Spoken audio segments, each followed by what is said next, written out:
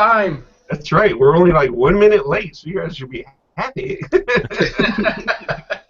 Okay, welcome to Hunter's Hangout, and this is Season 3, Episode 10. I thought it was 9, but it's 10. And and we got some prizes lined up. We have Hauntopoulos magazine, we have a year prescription, and we have the Froggy's Fog once again. Just fills up the feed, and no one can talk and ask questions. And when you actually comment too much, YouTube actually blocks all your comments and puts them into a spam category that I have to go over later. And so, by Jim?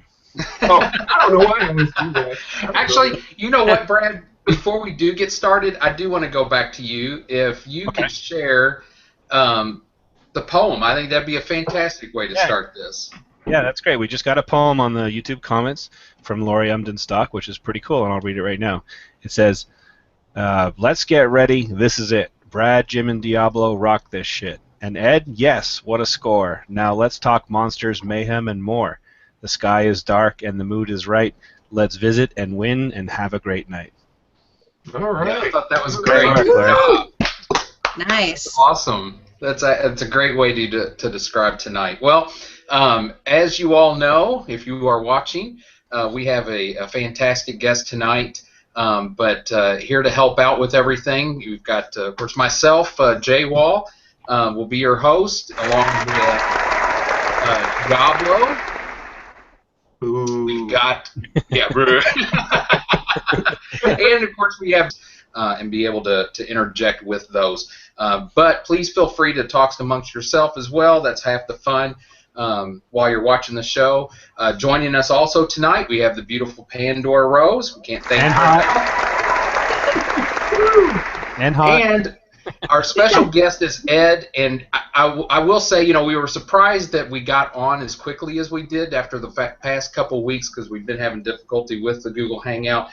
We are still working with Ed as we speak. We did not want to hold things up. He did not want to hold things up. So we're really keeping our fingers crossed, hoping that we can get Ed on. He's got connected, but we've been having some difficulty with his webcam and just his connection. So, hey, we'll just holler at Ed. Hey, Ed, you got everything working? Oh, wait a minute. We do have a feed. Hello? Ed? Yeah, Ed, where are you? Here somewhere. Who is this? What's going on? Hey, it is work. There he is. What are you doing? Listen, I've got my Friday experiments. I'm working on my Friday experiments, so I'm sorry I can't do it tonight. Ed, it's not Friday. It's Thursday, honey.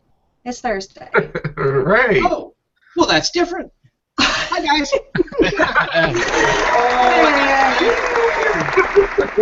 Ladies and so gentlemen. Awesome. Ladies and gentlemen, Ed Edmunds. Yeah, that's right.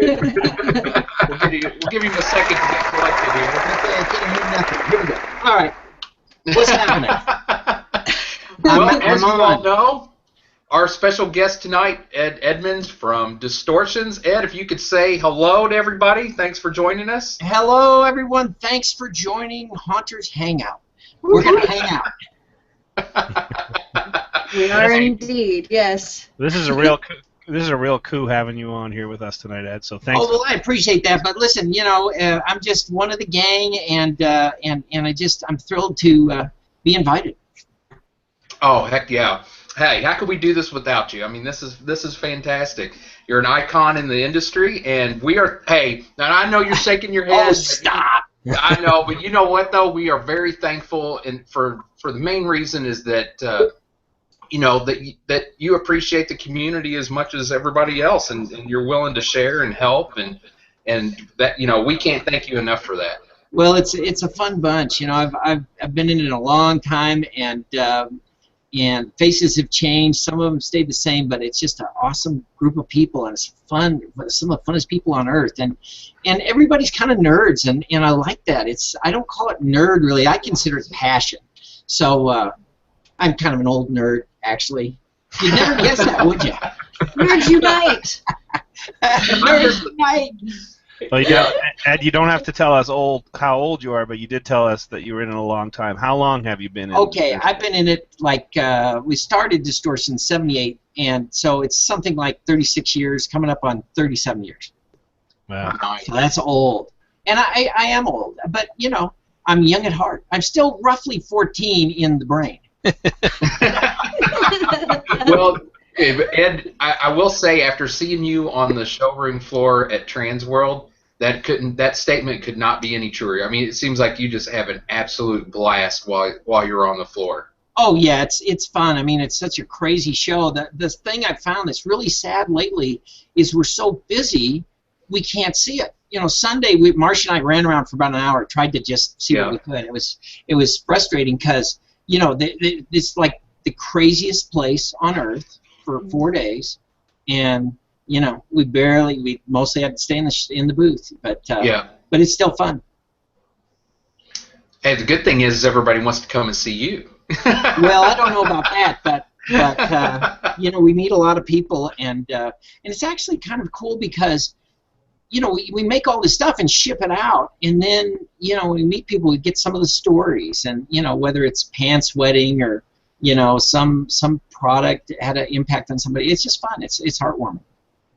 How is it, and how did you go about starting Distortions, Ed? What led up to that? Well, you know, Ed's stupid, and so I actually was going to college, and my dentist helped me. There was no, like nowadays, you guys, there's so many great books and things. There was nothing. All I had when I started was Richard Corson's stage makeup, and so I kind of adapted that. And my dentist made a face cast so I could do appliances and things, Planet Apes appliances and things. And so one night he calls me up and says, "Hey, my brother's here, and why don't you bring over some of your stuff?" So they were actually right next door, and so I go over and bring the stuff, and his brother looks at it and goes, "Well, I'm the head of the art department at the college, at the local college, and I'm willing to, on the spot, offer you a scholarship to make this stuff for our credit." And I said, "Thanks, but nah, how would you make a living doing that?" You know, to me at that point, it was way out of the realm of possibility. I didn't know anything about business, still barely do. Marcia does most of that. But anyway, so then I ended up going to Greeley to become an art teacher, and I was still dabbling in mass and things, and I was painting Japanese mass at the time. That I think they were coming from Japan, and so I paint them with a paintbrush and charge a few bucks, and then he'd sell them for a higher price. And so I actually lost a costume contest. I was wearing a Don Post werewolf with hands, very nice costume, and I lost to a guy in a mask I painted. And I thought, well, now I'm going to make a mask. Yeah, that's pretty interesting. Yeah, and so I thought, well, I'm going to make a mask that'll win costume contest for next year. So I started, excuse me, in November, making this big alien, which was Andromeda, and I was going to do the whole costume. Showed it to the guy at Party Palace. That was the retailer, and he goes, "Wow, could you make some of these for the store?" And I'm like, "Okay," and that's how it started. It got around my stupidness, and my destiny, you know, followed me along, and so it just kept growing and changing. Wow. Excellent. The true sense of do what you love. Yeah, You'll you never know, work a day. that's right. And I've often wondered. I mean, I have no regrets, but I've often wondered what would have happened if I had accepted, if it would have put me in a different place or something. But it all worked out great. But back at that time though, your direction was as an art teacher then? Yeah, I was going to be an art teacher, and you know the funny thing is now I don't have a problem with this, but I was incredibly shy and nervous, and like Rick Baker. Rick Baker was somebody told me he was wicked shy, but which I think a lot of people kind of are that are into weird stuff, you know, and they're off in the shadows doing strange things when the other kids are kicking balls around and things. Mm-hmm. So I had to get up and give a presentation on some modern art or something. I got a D for a little, that, you know, you fill a milk carton with plaster and then you sculpt something. So I sculpted a monster. I got a D, and some guy, he took like two wands, just two wands, no face, no nothing. And he got an A. And so I went and talked to that teacher. I said, what's the deal? My monster got a D, and his little 2 wands got an A. And he said, well, his is interesting from the back as well as the front.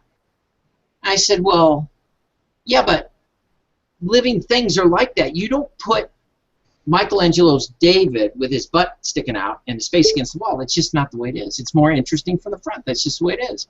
And I don't think he improved my grade. So, but anyway, what changed was I had to get up and discuss modern art, which I really didn't know much about, in front of the whole class. And I just, I don't want to do that. And right around that time, this was all happening. I'm thinking, man, I'd have to talk to these students' parents and be an extrovert and so forth. And I decided monsters sounded pretty darn good, and it just kind of at the same time exploded, and here we are today. Ed, I got a question from Abinai Geocacher, who says, Ed, you rock. I know that's not a question. I like that question. More questions like that, I know how to answer those. There's a part B to it, though. He said, I just got my Monster of the Month yesterday. Excellent sculpt and paint job. Thank you. Do you paint all of these? And if so, what materials and methods do you prefer for painting latex masks? Well, yes, I do. And at this point, all the Monster of the Month are painted by me. Most everything's painted by me. Sometimes I'll hoodwink Mondo into coming and helping me rub out the run, rub the rubbing alcohol. I'll give you the quick story, and you'll want to listen to this again if you're into this, because it works brilliantly. You take 1 part paint, 1 part latex, and 1 part water, and you just go to the paint store and say, I like that green, and they mix it for you, and you mix those in thirds. You can use a little less water if you want. And that will stretch. That was the biggest problem I had when I started the company, was how to find a paint that wouldn't crack off. That won't crack off. It'll bond because of the latex. It'll stretch because of the latex, and it'll give you the color that you picked. Then I just go in with FW inks, do all the splattering and stuff like that. I do a rub out with FW ink, on the current Monster Month. That's a brown rub out, dark brown rub out. Spray the whole thing with that, rub it off with more rubbing alcohol, and then go in for the detail with FW inks. And it's some of that was taught to me by Jordu, later in the game, and it just looks great, and it's very simple. Speaking of Jordu, he's kind of become quite the dynamic partner for you. Could you talk about how that came about? Well, Jordu is one of those stories where when he was a kid, he started falling in love with monsters and monster masks and stuff. He walks into, and he had been going into the store for I assume a couple of years. He was probably 12, 13, 14 years old. He walks in the store, and to see all the masks as usual. There's Cretan, and that was the game changer for him. Now, Cretan, it's not, there's lots of masks in the world. It's just that whatever was in his DNA, at that point, it was ready to explode. It got unloaded on that mask. And so he went nuts. And sometime, if you have Jordu on, you should have him tell you the story. I don't want to tell it forward, but I can tell you that his parents bought it for him for Christmas. He said he carried it around like a doll. And that was the product that did it for him. And I love those stories, and it's not so much the product, it's just that came along at the perfect time for Jordu, and so he associates Distortions with his coming of Monster Age or something.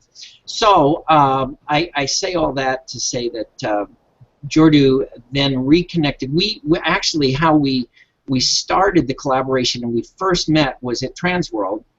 We brought our wall of masks and stuff, and we're there with our clipboards, and it was a really bad show because of Jordu. He came late.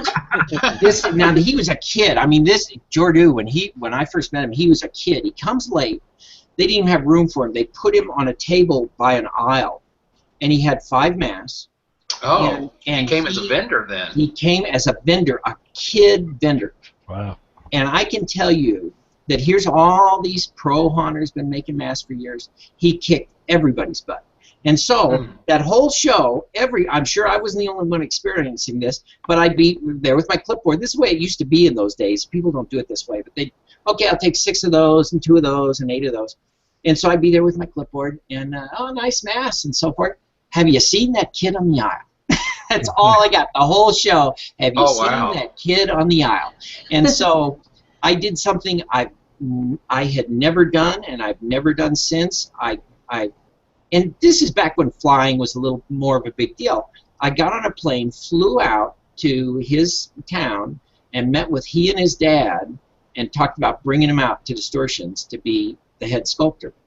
And his dad was a little trepidatious and trying to be, the manager thing, but he agreed. Jordu came out and sculpted a bunch of stuff for us. And then he was still not ready to leave home, so he went back home for a while, but then he ended up turning around and going out to Hollywood, and I think he first started working for Screaming Mad George. But anyway, we disconnected then. He said that I was upset or something. I don't really remember that. I think that was maybe in Jordu's mind, but anyway. So then we reconnected at a later Trans World. Oh my gosh, I don't know, 15 years ago maybe, and then we've just continued to work since then. It's been a great collaboration. Now on the show, one thing we haven't mentioned yet is Making Monsters, the show that a ton of our audience has seen, and how they know you. They may know Distortions, but knowing you personally, probably from that show, I know I loved it. And on that show, you and Jordu have quite an amazing rapport with each other. Yeah. Is that how it really is in real life? I mean, that is how it really is. And we have it's mostly love, but it's a love-hate relationship because he is, I don't know if you know it, but he's very opinionated. And so he's really tough on me because we do the same thing. Oh, really? Well, he's always right. If you remember that, it helps. He's always right. No, but Jordu is truly, I don't use this much, but he's truly a genius. I mean, I sit there, I've been making masks since I was 14, or sculpting, and I will sit and watch him sculpt, and it's like, what's he doing? How's he do that? He just, the anatomy's in his head, he's and really, the speed and things, of course you can't see that in the show, but he'll knock out an amazing mask in like 4 hours or something. Yeah. Anatomically perfect, amazing, and so it's something, and so that's a large part of a relationship is his skill. I mean, it just works because we want to have really good sculpts. I have a really interesting question from DJT2010 from YouTube, and asked, Ed, have you ever thought of having a haunted house of your own? Is that? Oh my goodness, I have had haunted houses. Okay.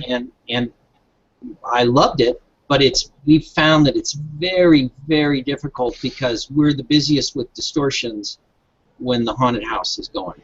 And we did Brutal Planet, which eventually Alice Cooper wanted. We were sitting down at lunch. We was filming for a Six Flags commercial, and we were sitting down at lunch, and he asked if he could use that name. And I can tell you, once that happened, you can't find Brutal Planet, the haunted house, on Google anymore. He's obliterated it. Everything's Alice Cooper's Brutal Planet. But we started Brutal Planet, sold it to Six Flags. It was the most incredible amount of work, and I still to this day don't know how we did it, but they gave us, I think we had 10 weeks to do 16 haunted houses. Every haunted house had over $100,000 worth of product in it. And by the time we had the contract signed and everything, it was 10 weeks, I believe we had, and we also had to have seminars with all the different people that ran the haunted house. So yeah, I've done haunted houses. We did some in Greeley. I love it. I love scaring people. That's the kind of payoff in the business. Just can't do it. Just I can't run Distortions and do that without having a heart attack. Right. Come on. You can paint all these in a day and then, get that haunted house going. Well, that is true. But I've already had this thing removed a few times and worked on, but I can't. My ticker is not going to take another haunted house. So I'm sorry, but we do talk to people about haunted houses and, of course, provide stuff for them and love them. But and haunted houses nowadays are nothing like when I was a kid. I mean, they've really gotten sophisticated. So I love them, but no, it's just too much. Now, speaking of sorry, Joel. Speaking of running Distortions, you do that in tandem with your lovely wife, Marcia. And I have a question here from Jackie Farba. Is Marcia into the monster things as much as you? Is that something that's more of a business for her? I think she is. Now, I don't think she was the little sci-fi nerd I was, but when she was growing up. However, we got together and she started working at the company, and I'm sure a lot of your listeners have had this experience. It hooks you. There's something about making monsters and running haunted houses, and that's very, very fun. And so she was going to be a teacher and had studied a lot of stuff and so forth. But because of our relationship and her love of the business, it just, and I was only probably about 5 years into it when Marcia came along, and so she stuck, and it is very much a collaboration. She is, I really don't know how I do it, because our jobs are very separate, and she handles so much, but it's not like, she just does the business. She's intimately involved in the creative and production and so forth. It's just that she doesn't really have the time now to do a lot of production, the actual physical hands-on stuff. Right. Do you ever feel like let's say I'm putting a picture up right now, when you go and you look through all these masks, do you ever get tired of painting the same mask? Because I see they're all, you paint them all the same color and this and that. Does that ever wear on you? Oh my God, I gotta paint another one. I mean, if you paint them all yourselves, it's got to be tedious. And it is tedious, and I think the game I play with myself is it becomes like a challenge to see how fast I can get through and how good I can make them look in the shortest amount of time, and I like to at least think I'm an efficiency expert, as far as painting. Okay, I'll do this step, and zoom, and I'm running through the room, and if you watched it, I don't think they ever caught that. They would show fast motion stuff, but actually I will walk quickly in certain paint steps, not jog, but walk quickly and just but it is tedious and laborious, and we paint so much. Heck, you had your painting gloves on the other night. Oh yeah, no, we work late. A lot of times we work 7 days a week. It is hard, but it's also a labor of love. I don't know. It's the price you pay to do what you want to do. It's okay, but yes, it's sometimes just looking at that picture of all those vampires, and I know what those vampires took, and let me tell you, it was a lot. Well, I guess you do get it every now and then. You do get the opportunity to do just one-off, true custom works, and we've seen that during the show, and that comes up. That's the trade-off too of having a business. If you've got something that you can sell to the masses, you're going to have those multiples. Yeah. And then you get the sweet spot where somebody calls up and says, "Hey, can you do this?" Yeah. You scratch your head and think, no problem, we can do that. That is exactly right. It has its moments, but the vast majority of it is work. It's tedious work. It's like 99% boredom work and 1% terror. That goes wrong. Mike sets me on fire. Although maybe in March's case, it's 99% terror. She's like, "Oh my God, what's Ed doing?" She's dealing with all the banks, lawyers, all that stuff. So yeah, she's got the real scary stuff. Regarding those, Sorry, Joe. I'll go ahead. Sorry. Well, I was curious when we were talking about something that came to mind when we mentioned, that one phone call that says, "Can you do that?" But is there one job in particular that sticks out in your mind that maybe it was the most obscure job? We talk about the haunt industry and a lot of things, and there are some obscure things in the haunt industry itself. But maybe was there that who knows? Maybe it's that dentist or just the oddball. Kid studio or something that calls up and says, "Can you do this?" One thing that happened recently, and that's a hard question to answer because so many things have happened in 35 years. But recently, I'll give you two. One is the Bennett skull. That stretched us all. We almost died. I don't know if you saw that episode, but it was a 21-foot skull on top of an 8-foot shipping crate, and it was raining, and we were trying to weld, and we're the thing. They didn't have time to show what was really going on, but you'd get up in that lift, way in the air, and it would start sliding in the mud down. Oh, geez. Grim terror. That stretched us, and that was amazing. So that's on that end. But on the other end, a gal, a UNC student, walks in the door one day. She had called Janine, set up an appointment with me, and she was born without toes on one foot.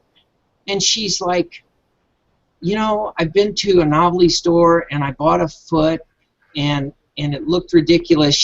She is black, so there's no black feet, no cut off feet that are black, Right. And so it looks ridiculous. They can't make it look like anything. So can you please help me? So I said, sure, we'll do it. So I took a cast of her both feet and then took did a clay pour with the monster clay, I guess, and then took the toes off one, put them on the other, blended it all in, and made her this foot. And then I worked with her. She sat down, and I mixed the colors until I got the thing right. And she put this foot on, and she just started dancing around, and she was so happy, and because she wanted to be able to wear, flip flops and stuff. Yeah. And so there's those moments. It's really rewarding. They're not haunt really. Like, I don't know if you saw the webisode Kurt's foot where he blew his foot off with a shotgun, and we made a joke foot for him. That was heartwarming in another way because we made him happy. He used that rubber foot with a hole in it to scare people because they knew he'd had the accident. So when friends that he hadn't seen for a while would come, he'd pull off his sock, and there'd be this, it's like, wow, it hasn't been healing well, has it? It was bloody. It was ridiculous. And we had a really good time with this rubber foot, but I can tell you that he was laying down, and when he leaned up to shoot it at some ducks, he accidentally pulled the trigger, and it literally, like a cartoon, it blew a hole in his foot that big, and he showed me a picture to use to sculpt. It was air. You could see right through his foot, so there's things like that happen kind of behind the scenes that are cool too. That it's still monstery in a way, and so forth, but it's fun. I have a question here. There's a few people have asked, but Tyler Dominic asked, what's the favorite piece that you've designed in your career? I'm going to have to say the electric chair. And I don't want to go on a bunny trail because there's a long story that goes with the electric chair, but it ended up, as some of you know, I mean, it kind of changed the industry and things. And that piece I've never quite gotten over, and it's kind of got it all. So that part of the business, as we moved away from mass and into the haunt world, that's the product that's kind of like our thing. We can't quite get over it yet. There'll probably be some extreme ultimate electric chair someday, but yeah, that's it for me. That's got it all. And it's funny you say that because I do remember going to a haunt here locally that had installed one of those, and probably directly after, it was probably that first year it had come out. Oh yeah. I remember going to it, and everybody was just in awe over this thing. And they had it actually, instead of in the haunt, it was I remember it being in the exit of the haunt. So there was plenty of room for people to stand around and kind of gather, and they had this thing there, and people. I mean, literally, I think they probably had a harder time getting people to actually leave because they would just wait around to watch this thing happen again, and I remember that because you never saw anything quite like that ever before. So that definitely was a game changer. Oh, it was. It changed. Well, it game changed us. The company changed forever because of that product, that one product. I'll tell you a quick story. Mike, somebody wanted a coin-op electric chair, so we put it in a plexiglass case, and it was like like adult theme park. It had real wild rides and stuff. And this thing was out in the street, and I said, guys, you can't do that. Somebody will put the $1 in or whatever they charge, and then everybody will see it and walk away. But they wanted it on the street, so they did that. And so I get this call, I don't know, probably 3 weeks after they got delivery on it. And the guy says, Ed, we got a problem with this thing. And I said, oh, no, what? Is it broke or something? No, it's not broke. It's this bill exchanger you put on only accepts 300 bills, and we can't get around fast enough to keep emptying it. And I'm like, Nice. dude, that's not a problem. And so Mike was going out with his granddaughter to granddaughters to Disney World, and so I said, Mike, stop by this place and see what's going on. And so he did, and he said it was amazing. He said people were at least 4 deep at all times, and the people in front would put their money in, but everybody could see it. And then after that one, they would walk away, and the next people would step up that had just seen it, put their, it's like they had to fry it, and they'd put their money in, and they'd watch it, and then they'd go, and it was just like that, you know. Like the dunk tank. Yeah. And that amazed me. I couldn't believe that people would have to spend money after they just saw it. But anyway, that's one of the many electric chair stories. Now, Ed, unlike, I mean, more than any show we've ever done here, my list of questions that I've got built up from the audience here is really long. So I'm going to answer these questions faster. I'm sorry. No. Take your time. You're fine. No, take your time. I'm just jumping in before one of these guys joke. Hey, this is kind of nice. We get to sit back. No, we get to enjoy the show. We get to watch. How about that? So here's a 2-part question from 2 different people. You probably can't answer the first, but maybe can the second. So Steve Kochi asks, question, will Making Monsters ever return? And the second question is from Bruce Janzer. Have you ever thought of maybe doing any kind of web-based content about what you've done since the show kind of is not around anymore? All right. That first question is the most asked question I've had in the last year and a half, except possibly waiters asking what we want for lunch. I have never been able to give a good answer. Tonight I can give a good answer. There is, and this is really, I decided to talk about it on the show since you know, it's Haunters and so forth, and so we've been meeting with a production company out of Denver that are very seriously pursuing this, and they seem to have the technical ability. In fact, the guy had edited several of the Making Monsters show. Now, Making Monsters, as far as travel, I don't think that's coming back. I don't think that's going to happen. But this would be a rebranding of the show, and I you know, at first I'm like, nah, I just think we should do what we did, and they talked about it. It's like, dang, I think that is a good idea. So it's very similar in some ways, but it would be different. Now they're going to do what do they call it? Group funding. Crowdsourcing. And yes, and I at first when they told me that's, yeah, but gee, you know, I don't know. And they started talking about it. I mean, it's going to have its own LLC. They're going to hire a crew to manage it, and they're going to launch the campaign. I'm not exactly sure, but it's shortly. It's probably in a month or two. And so I mean, I can't even express to you how happy you're making people Yes, in the audience. yes, we're all sitting here right now absolutely floored. Thank you for the exclusive, Ed. Right here, you heard it first on Hunter's Hangout. This was something you guys would enjoy. Wow. I'm excited about it. But there was some caveats because Marcia and I, like, ooh, you know, we didn't want to go backwards. We didn't want to do something cheesy. Now, a lot of people think all we need to do is get a camera, and I'm going to address the second part of this, which is another part of it that I'm personally excited about. Get a camera and film, and it would be like the show. That is completely untrue. I can tell you this was a extremely expensive television show. For people that do video, they would understand that. And so I knew that if I did that, they would be like, oh, those are just like ordinary people. This isn't very good. And so we didn't want to get involved with something that wasn't comparable.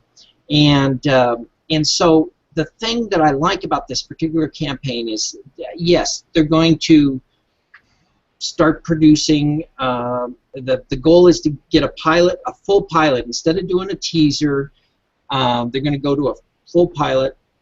They're going to go to the networks. And I'm like, yeah, but TV, it's so fickle. I mean, travel was wonderful. I have nothing bad to say about travel. They treated us wonderfully, but it's just like, well, we decided we need to, you know, do the shift, and there goes the show. And so I talked to him about, said, you know, I don't want to get into this and then have it all resting on some executive that had a fight with his wife. And so what they're doing is they're going to do it if we can get enough funding. They're going to do it if a network picks it up and it's a good enough deal, and we keep creative control, which I don't want to go too much into that, but without creative control, it can destroy a show. And we were just extremely lucky with Travel. Travel, they let Warm Springs do a beautiful show, a show that respected the audience, and we didn't have scripts to read, all of that stuff that reality show TV does for some strange reason. Didn't happen. And so these guys are in that same vibe, but they're like, yeah, but if we haven't done it and we've made it happen so that you're coming to the networks with something that's, here it is, and yes, we'll do it, but you have to give us creative control so that it doesn't get altered and become what most reality TV shows are, scripted, kind of like, it's like scripted with bad actors. Reality TV is, it can be great. Some of them are great, some of them are horrid, but so they're going to plow through. If it gets picked up by TV and everybody likes the deal, great. If it doesn't, it's going to whatever, Amazon, the web, or something. And the web shows are in their infancy, but there's starting to be some very successful, very good shows like Star Trek Continues. I don't know if anybody's seen this. It's amazing. Mm-hmm. It's brilliant. The sets are perfect. I'm a pretty big Star Trek nerd. Those sets are perfect, and so it's at its infancy, and this funding, Kickstarter stuff, that's in its infancy, but it works. And when she really explained this to me and went over the ones that are successful and why, and a lot of them are TV shows that have been that the networks canned and then they bring them back. I don't want to go into it.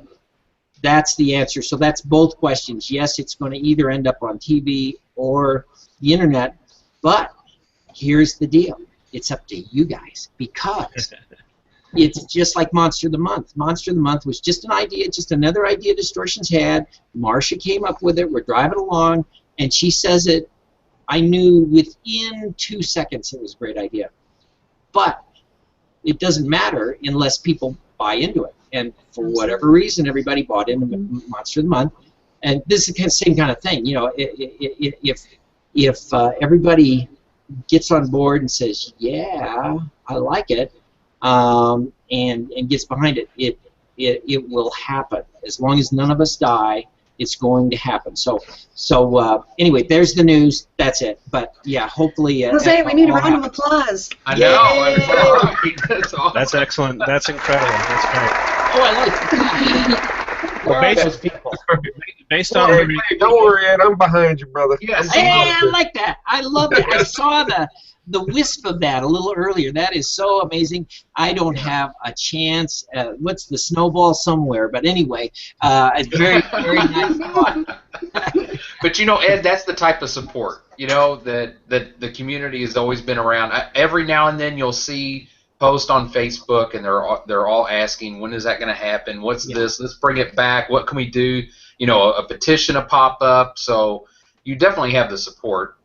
Thank you so much for sharing that with us. Oh no, I'm very happy to do it. So much of it was the talent that went into the filming and the editing. That's the other side of the coin.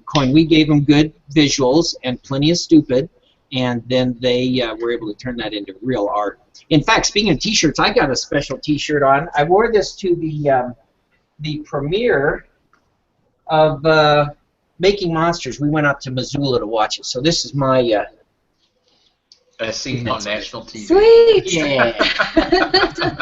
Yeah, you know, it's like wearing a lampshade on your head. You know, it's one of those kind of deals. Well, Ed, I have a question for you. Forget all these questions from these people that are asking. I got my own. When you were talking earlier about doing, you know, the specialized projects that, I mean, were featured a lot on the show, but I assume are kind of a regular part of what you do, the sort of one-offs. Yeah. And a lot of in the show you focus on doing these giant molds for them. What are the requirements for storing those things? I mean, if you do a one-off for someone, do you have to keep it around for a period of time, or does it go away, or like, what do you do with it? We keep all of them, and I can tell you that we just, since the show, there was a building that's kind of a twin of our building that they're actually connected. They're connected by a lower level underground, and then they're connected by a dock.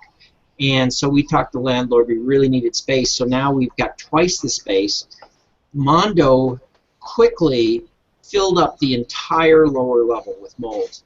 We have molds that we don't get rid of them. And in fact, we've got the Queen molds from the Queen alien from the movie. We went to England and picked those up. They're down there. We've been trying to get 20th Century to take them, and they're like, we got no room for them. It's like, well, should we throw them away? Oh no, they're too priceless to throw away. It's like, well, dudes. And so they borrowed them. Amalgamated has come out. Alex came out once, and so we've shipped them out to them a couple times to use for more recent movies. But yeah, it just takes lots of space.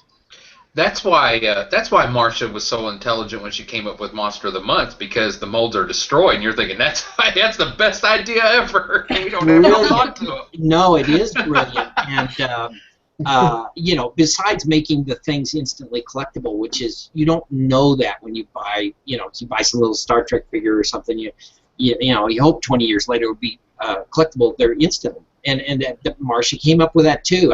I guess I'm running out of ideas, but yeah, that kind of was the other thing I think that people really appreciate that made that work.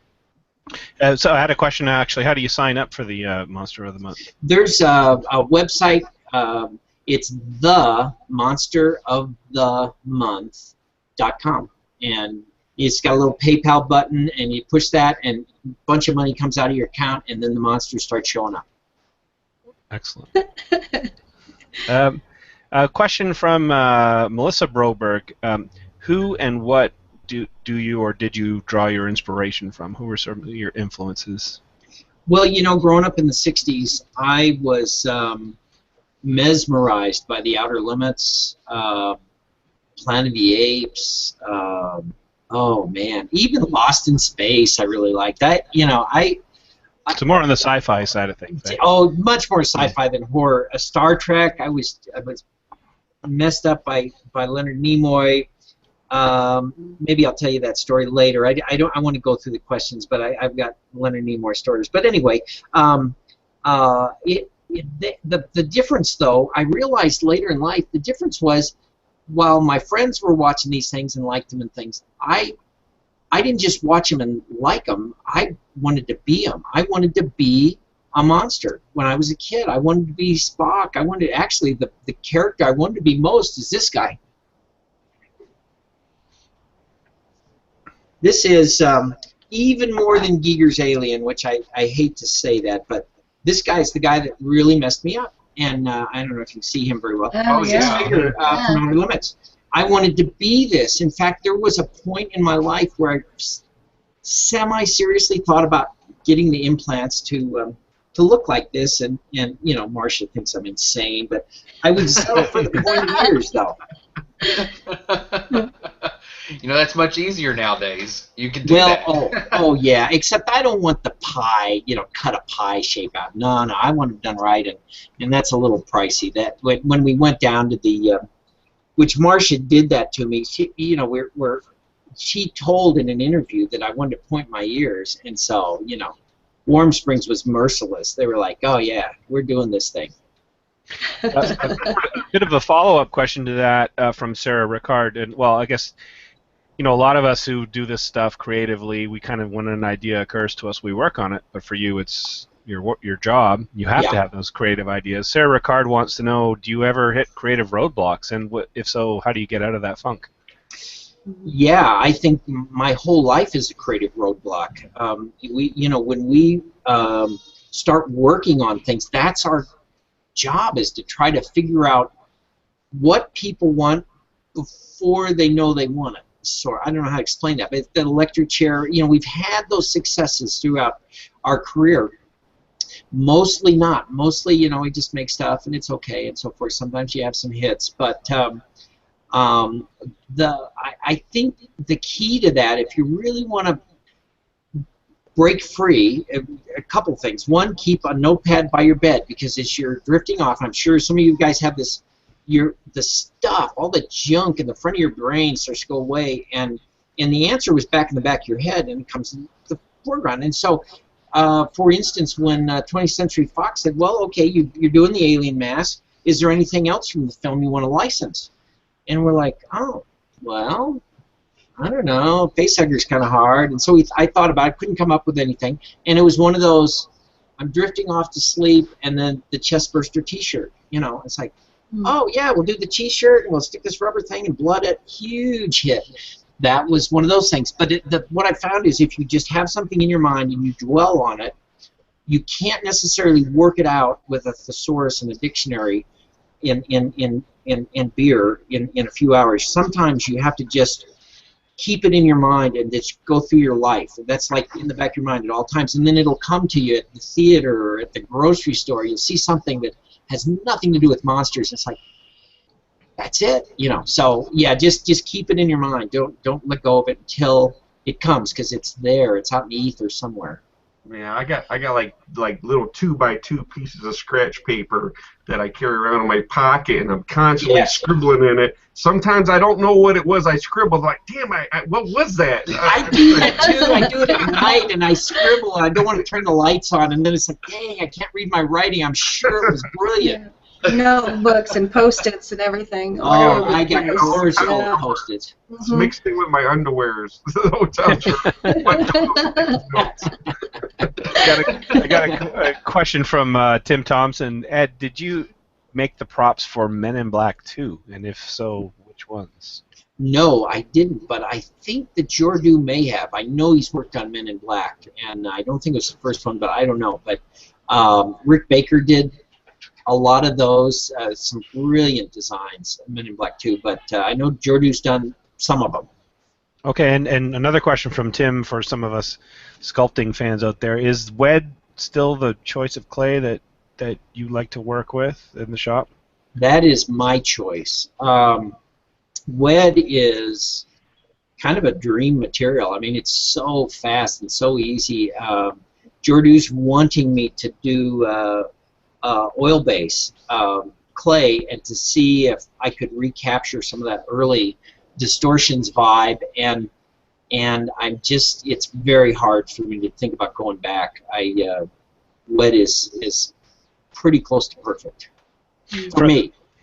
Just from the artistic side of it, or like I imagine it's the speed, and Yeah. and it is the artistic side because you can do organic things.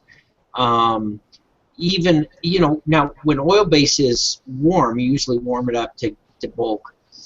You can do some of that, but it quickly cools down, and you can't, like when you stick your finger in the monster's nose, it just kind of poofs out like a real nose, things like that. Well, that's a little harder with oil base. So that also one of the ways that I learned to sculpt, and I had nobody to help me until later. Jordu's helped me, but I would get the basic shape and cut real deep wrinkles and things, and then I'd go in with paintbrushes and get it wet and push with big sponges and get some real organic shapes very quickly and very nicely, and it also would give a skin pore texture.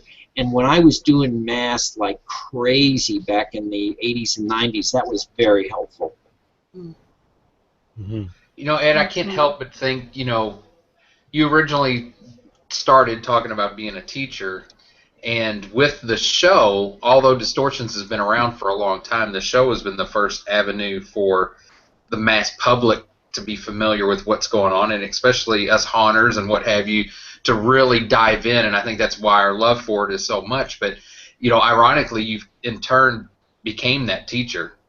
Yeah, I love that, and I never thought of that, but those things happen. I've had a lot of odd coincidences happen. Now, Jordu, for instance, he wanted to be an actor, but he also loved monsters.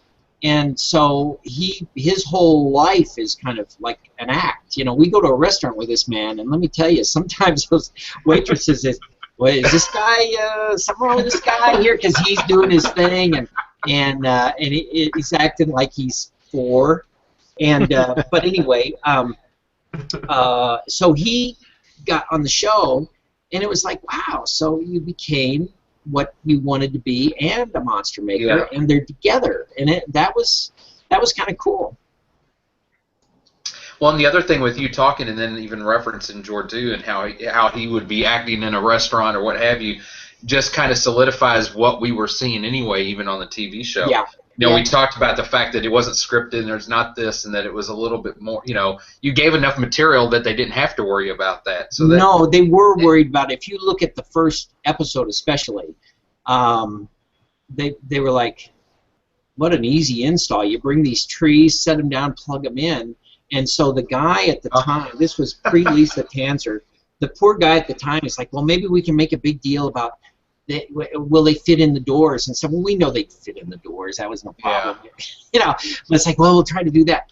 Well, then it arrived, and we set it up, got it through the doors, and it was broken. And it's like, uh-oh, we're running out of time. So it became a real thing.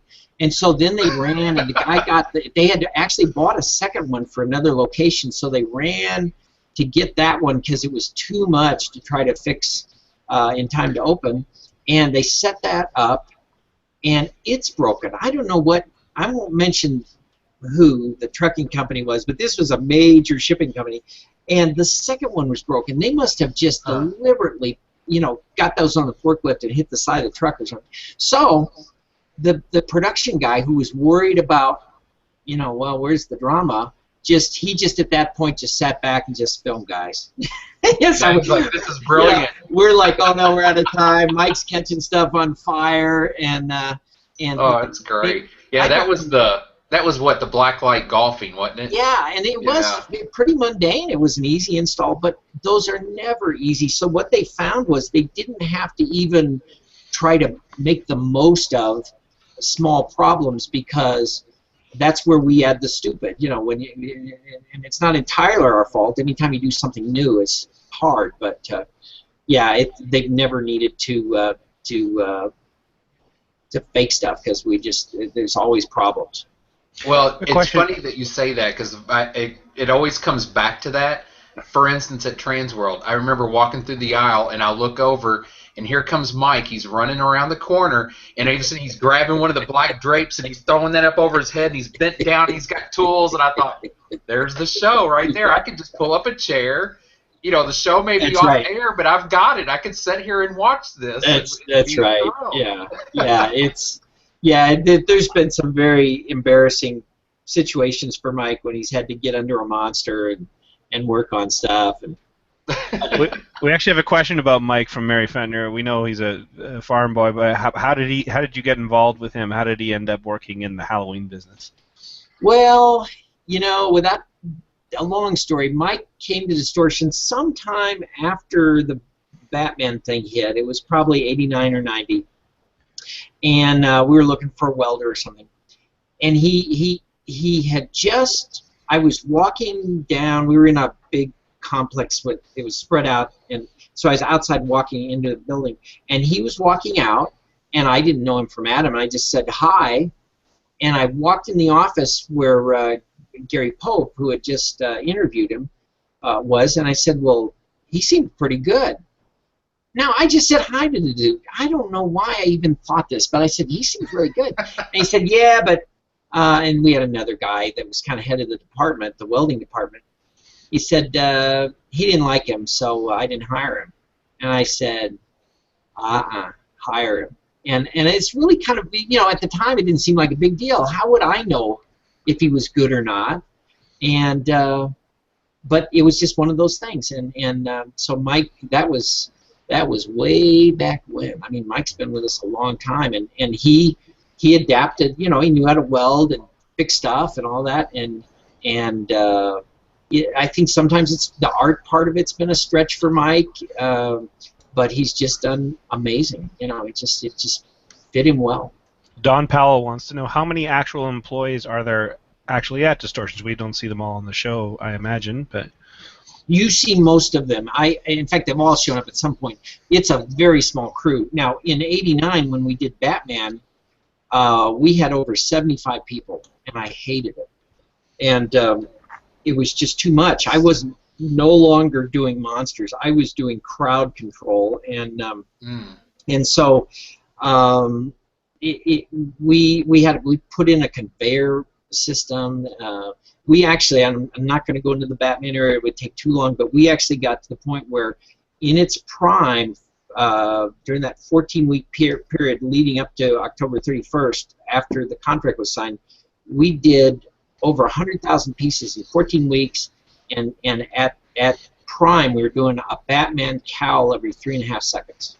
It was amazing to see. Wow. Holy cow. Incredible. But yeah, but we still, even with that, even with the conveyor and things, we could not, when China came along and they started doing some really beautiful masks, and Mexico now is doing some beautiful masks, we could not compete. We couldn't figure out how to get back into the mask world, and Monster of the Month finally did that after years of trying to figure it out. So. Well, Ed, I'll happily commute to Greeley for you. There you go. It's not far for you. Those other guys would be tough. It's easy for you. I will too, and I live in Toronto. Awesome. I like that. That's dedication. We've actually had a few questions on here about if there's any job openings, but I'm assuming not at the moment. The crew is so small and so specialized. Oh, and I didn't really answer the question. There's let's see, we've got 3 guys downstairs with Mondo. Mike has a guy that comes in just once a week for the day. So there's 5, and then there's Marcia, I, and Janine, 6, 7, 8.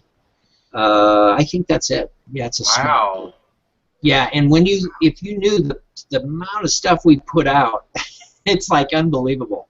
That is. Yeah. Yeah, it's going to put me in an early grave, but fortunately I can't die. I'll come back as a zombie, so you still have to put up with me. But another question about the shop. Hall staff wants to know: do you ever allow people to visit Distortions? All the time, and we love having visitors. I think with local guys, we try to do it once a week. But if you're coming from out of town or something, you're in the area, just let us know. We'll get you in. It's we can't spend all day. We tour around, everybody say hi and whatever you want. But no, we love to meet people. It's kind of like having the show. Kind of like it's like having all these friends, that people that sort of know you. Now you don't know them, but and it's really kind of an interesting phenomenon. But we enjoy it. And just to finish up on the whole idea of the staff, a question from Mary Powell. Speaking of Mondo, how did he come to work at Distortions? You know, he started, I think, first his wife started working there, and then we needed somebody in pouring or something, and he came along, and Mondo is truly one of the greatest employees we've ever had. I mean, that is a hard department, and he's exceptionally good at it, super good attitude. I can ask Mondo to do anything. It could be 8 at night, and it's like, oh, Mondo, could you help me rub out this this run of Fritronics? And he said, sure. I think Moan probably says things in Spanish that his brother that I don't understand, but yeah, Mondo's great. There's different archetypes on the show for those of us who watch it. There's the goofballs and grumps and the rest of it. Mondo's adorable, right? Yeah, he's really true, and he's that person. In fact, I wish he could tell some of these stories. He's a great storyteller, and he's got this little dog called Poncho, and this dog is just hilarious. The stories, I don't know. There's so many things that I wish could have gotten covered, and I can tell you that it has cut me to the soul. Sometimes we've done things, and it's like, oh no, the world will never see this. Like when we were doing the giant T-Rex, we had it cut out in styrofoam, and then they put a layer of clay on it. And so Jordu's there, Mikey's there, I'm there. We're all in Nebraska at Icon Poly, and so there's this little whippersnapper kid. He's a little guy, but he's like mature beyond his age. And so Jordu's like, do you have any kind of hair dryers or something? There he is. And so I could heat this clay up faster, because I mean it's a big piece. And so the kid says, well, I got a weed burner. I said, yeah, Jordan, that'll work. Bring that. He brings this flamethrower that I don't know. I mean, it was the flame shot out. It's like this, and it's like 8 feet long, at least 6. And so Jordu is blasting this thing with fire, and I'm thinking, dude, you're gonna melt the styrofoam. And I'm just thinking, oh man, this needs to be on film. But oh well. And regarding Mondo, one other question from Mary Powell. What is the most challenging project you've ever done to mold, to actually to put a mold onto? I think we had the most trouble with the big monster that we did for Bennett's Curse, where it ate the actor. You know, it held the actor, and then like that. That mold, for some reason, locked, and it ended up breaking, and it's just a mess. And of course, it was way too big. We're through with gigantic plaster molds. I've started working with some new materials that are working out good. So. Good. Can you talk about any of those newer materials? Yeah, we're using it's Reynolds carries I believe it's a smooth-on product it's like fiberglass without the fumes, because I love fiberglass, but man, I can't stand the smell, and I'm sure it's quite unhealthy. But it's very, very similar to gel coat, and then there's another product. Ooh, what's the name of it? It's a clear, but it's just like I don't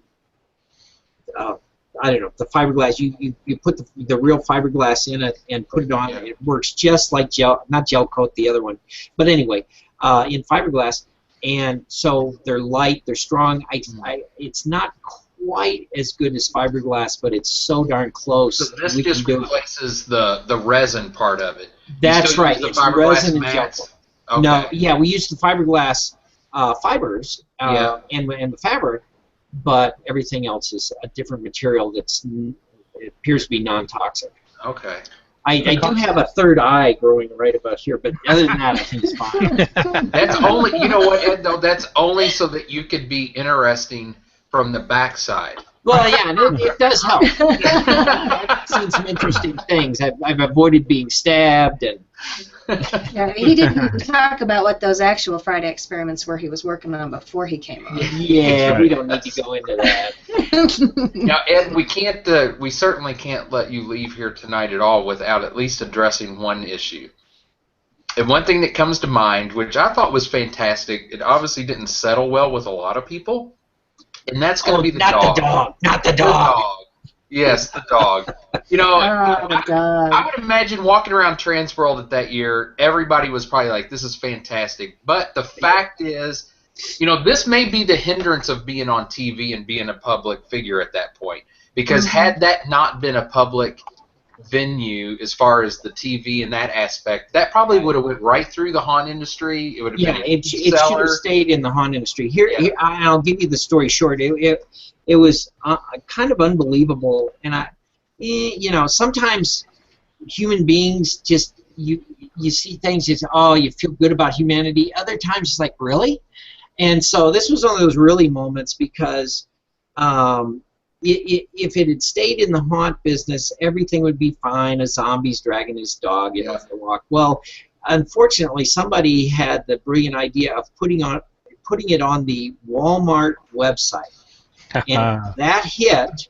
They did one of those campaigns to, you know, change.org campaigns or something. Yeah. And we came in Tuesday morning. This thing hit. I was back in paint. By the time I came up mid-morning, the phones were ringing off the hook. The emails were coming in like crazy. And Marcia, you know, we're all animal lovers. You know, to me, it's a piece of rubber, and in fact, our whole career is dead human beings, and that doesn't seem to be a problem for anybody. But nonetheless, somehow they thought we were like we hated animals or something.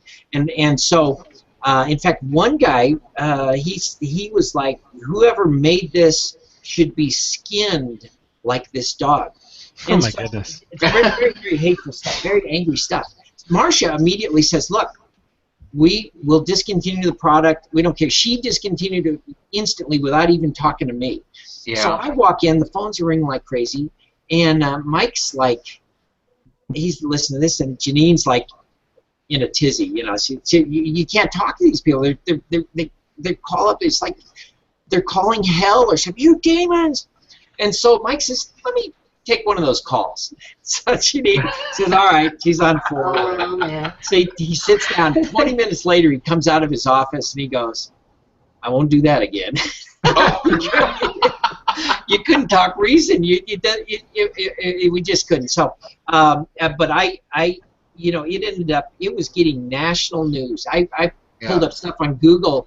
So, you know, in another state, this guy standing in front of Walmart talking about this thing. It's like, dude, it's a rubber dog. It's a rubber dog. And the reason it was skinned is I didn't want to have to put hair on it. It was just like, yeah, just, you know, we'll squish it and then we'll take the hair off. It's like, oh, you're sadistic. You know, it's, somebody took the hair off. It's like, oh, no, it's just, oh, well. But anyway, yeah, we've got a whole line now. We've got kittens. No.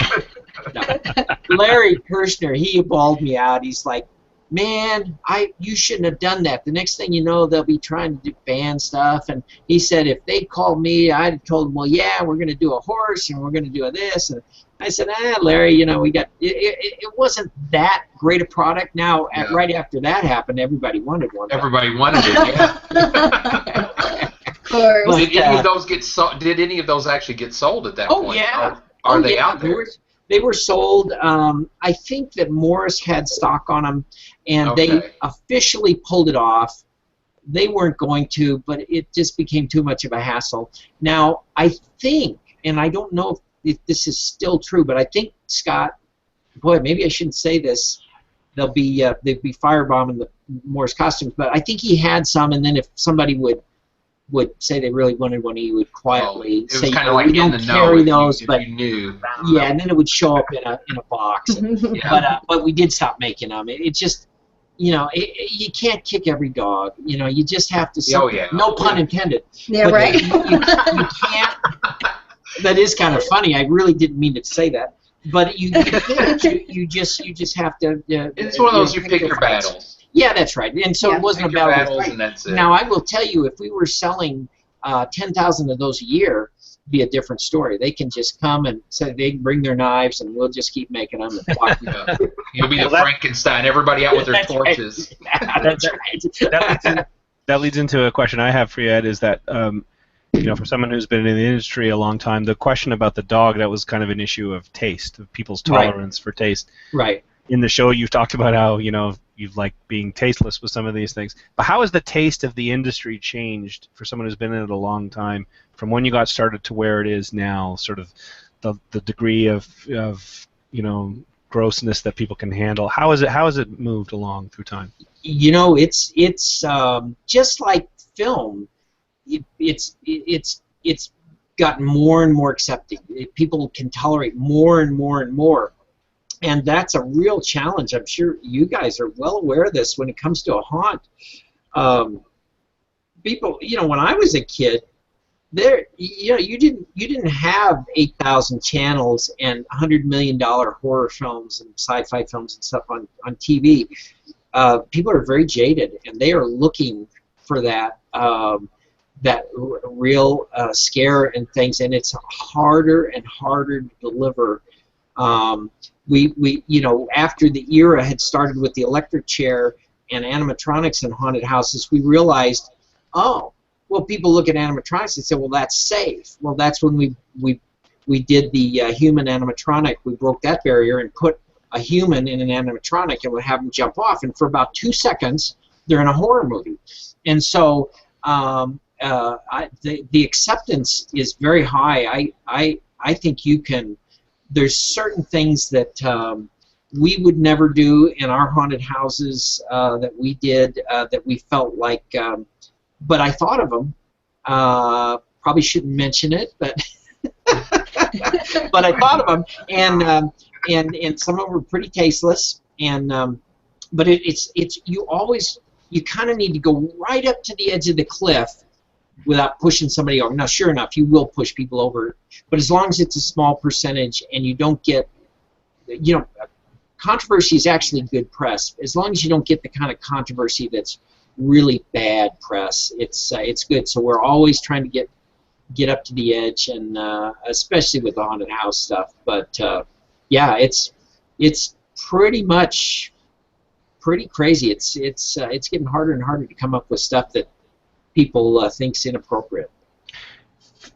For those of you out there that have never met Ed and Marcia or have not seen the show, their whole Distortions family are absolutely down-to-earth, sweet, amazing people. You call the office and Janine will treat you as if you've been a family member for years. I mean, these are good, down-to-earth people. So just doing what they love. You've fallen into my evil plan.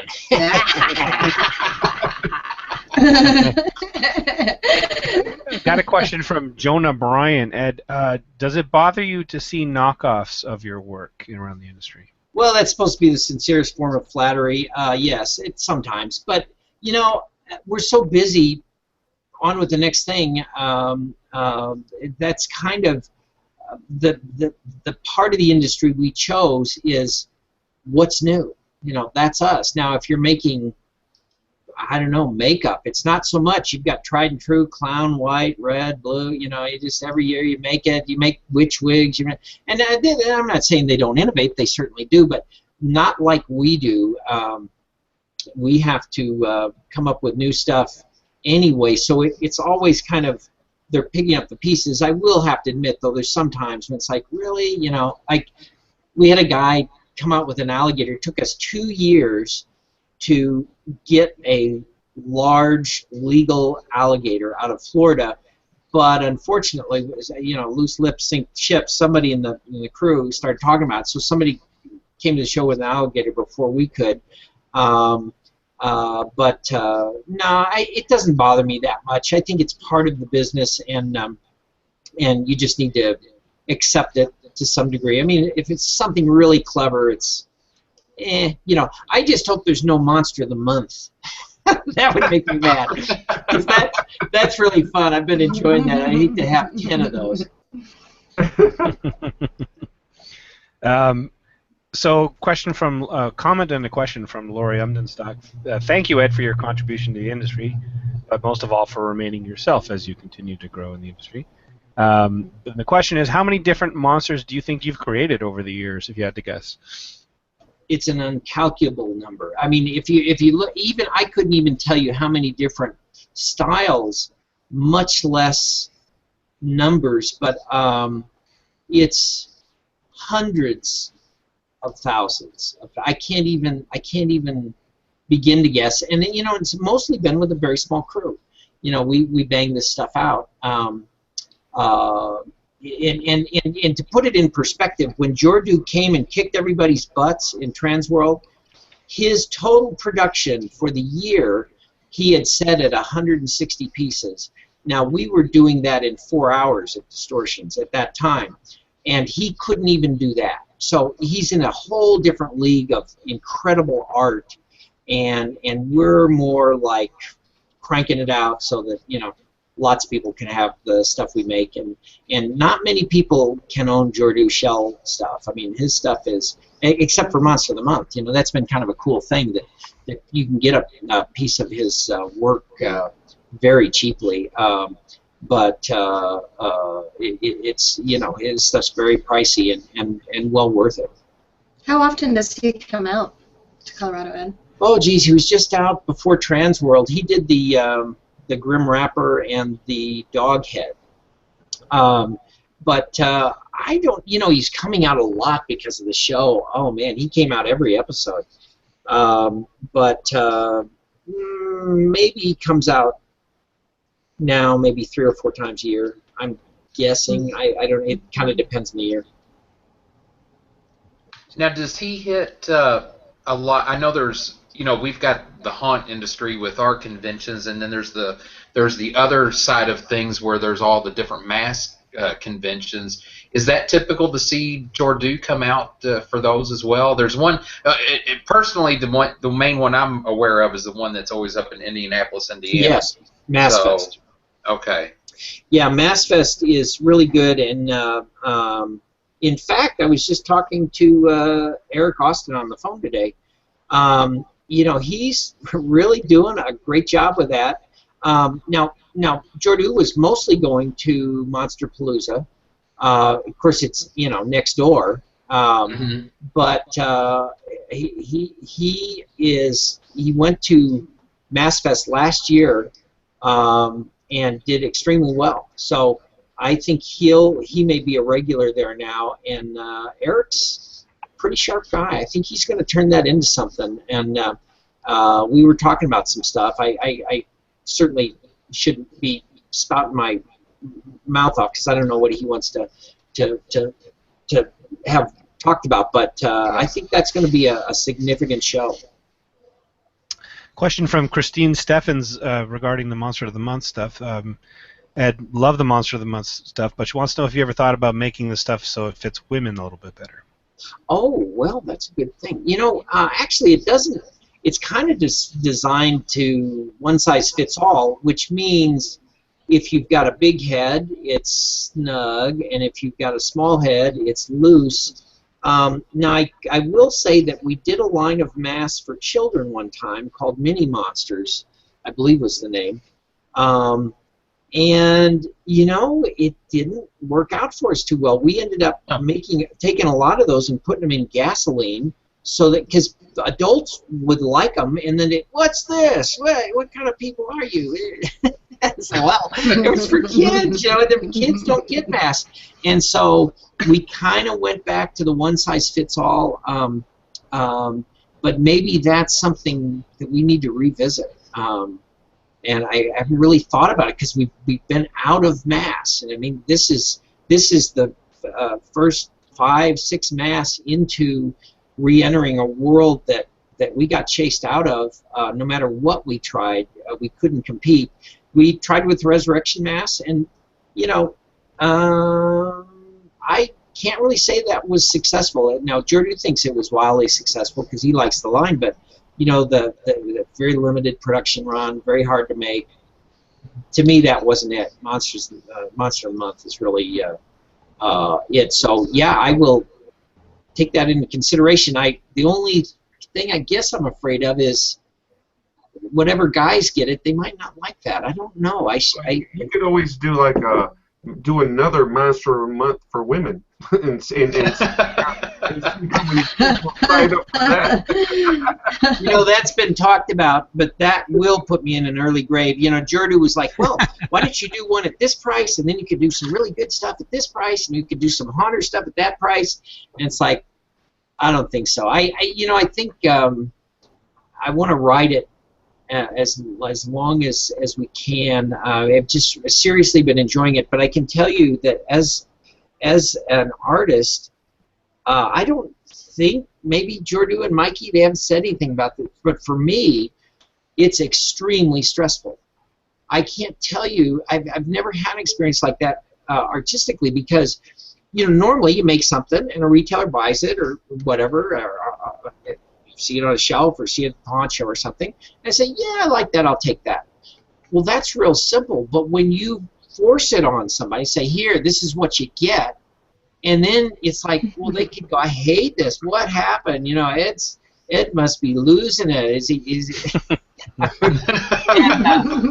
I found that, like those Eric unboxing videos, my heartbeat goes up, because I'm afraid he's going to open up and say, I'm pretty disappointed with this one. And I'm like, oh. Well, see, a true artist, because we're always our own worst critics, and we always want to make sure everyone loves our work, no matter what. Yeah, and I've got that. I want people to like it. It is an interesting phenomenon, but I think people have enjoyed it so far.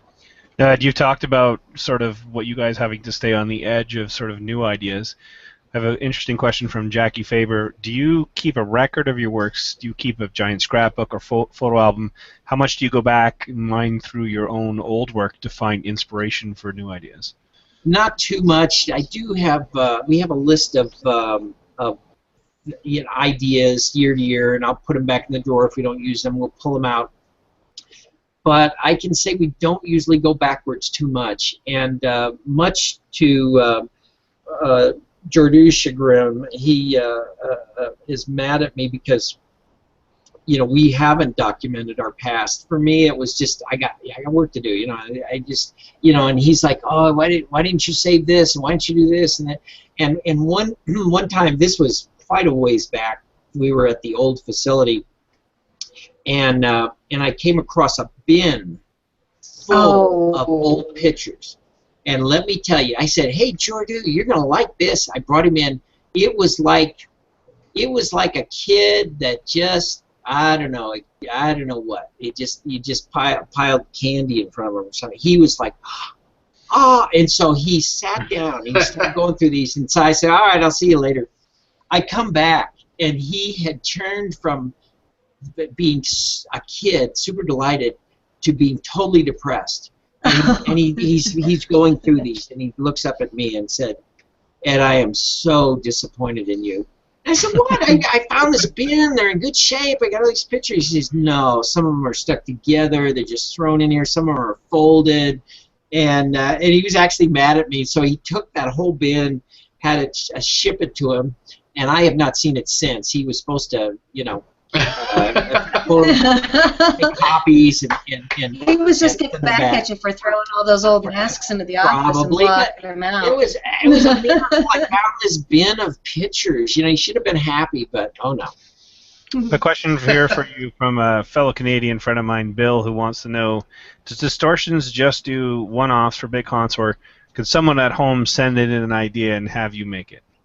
Oh no, anybody can send anything. Now I will say that one-ofs, if it's an idea that we want to continue to manufacture, and if the customer is okay with that, it can be reasonable. But we still have to cover costs and things to a certain degree. Depends on the idea. But if it's one of and we don't love it, it's pricey. It's going to be pricey because you've got to start from a sculpture and liquid latex and make this thing, and there's always issues. No, but we'll do pretty much anything. Sometimes we don't want to do copyrighted stuff. We're dealing with a guy that wants us to do some copyrighted thing, and it's like, I don't think so. But most of the time, we'll do anything. A question from Elliot Aldred. Do you have a favorite haunted house or three that you could name? Oh, Mercy. No. None. That was a good answer. Diplomatic answer. Here's the thing. I stumped you once there. You did stump me. I can name some. Travel made me do this thing that I hated. They said, we want you to name the top 10, in your opinion, the top 10 haunts in America. And I'm like, we would always do anything for travel. They were so great and stuff. And I said, look, that's not too good a thing. I mean, so many good haunts and so many people. And it's kind of like, well, if I say these 10, and then somebody said, well, what about, you know, this? About our haunt or whatever, and I resisted. Finally, the only way I could figure to do it was to cover the haunts that we'd actually done in the show, and so then I just kind of said them. But even that, just, you know, like, were coming to mind, and then they made top 10, like 10, 9, 8, 7, and I was like, oh no. So it's like, oh well, I'm only number 6. And it's like, dude, it wasn't even in order when I did it, but so I don't want to do that just because. First of all, I can't see them all. And there's so many good ones. To do that, first of all, I have such restricted information. I only see so many of them, and it's not many.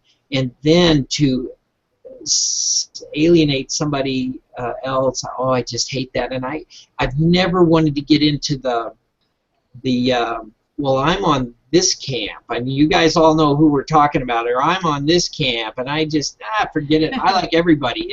If you love monsters, you are a part of the team, and I don't want to separate. So I'm sorry I'm not answering your question, but I want to answer your question by saying I pretty much like everything. Once in a while I go, that's not so good. You know, candles in a hay barn, that's not so good. But most of the time, you know, we enjoy it at all different levels. I've seen them where they have no props. They're just clever and they're great. We went to a March of Dimes thing, and they had no budget. They just had black hallways. They had a few little terrible props, and we'd gone down, this was, oh mercy, probably early 90s or something. We'd gone down to see a few haunts down there, and it was my favorite because they were clever. So what they did was they had listeners, and so we'd be walking, they'd put you in a black hallway. Well, in your black hallways, it's like, well, Marcia, where are you? And Adam, where are you? And stuff like this. And then the listeners would run ahead, go to a room, and say, okay, you got a Marcia or an Adam or whatever coming. And so you walk into the room, and the guy looks up, and he goes, Adam. And I'm like, well, that's weird. And so they walk out, and I go, do you know him? And he's like, no. And I'm like, that's weird. And it's kind of a little creepy.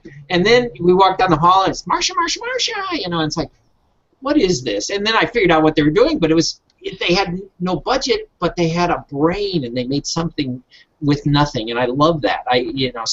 So yeah, I like all sorts of stuff, and I love haunts. I just I would hate to identify particular ones. Ed, I'm gonna blame you then.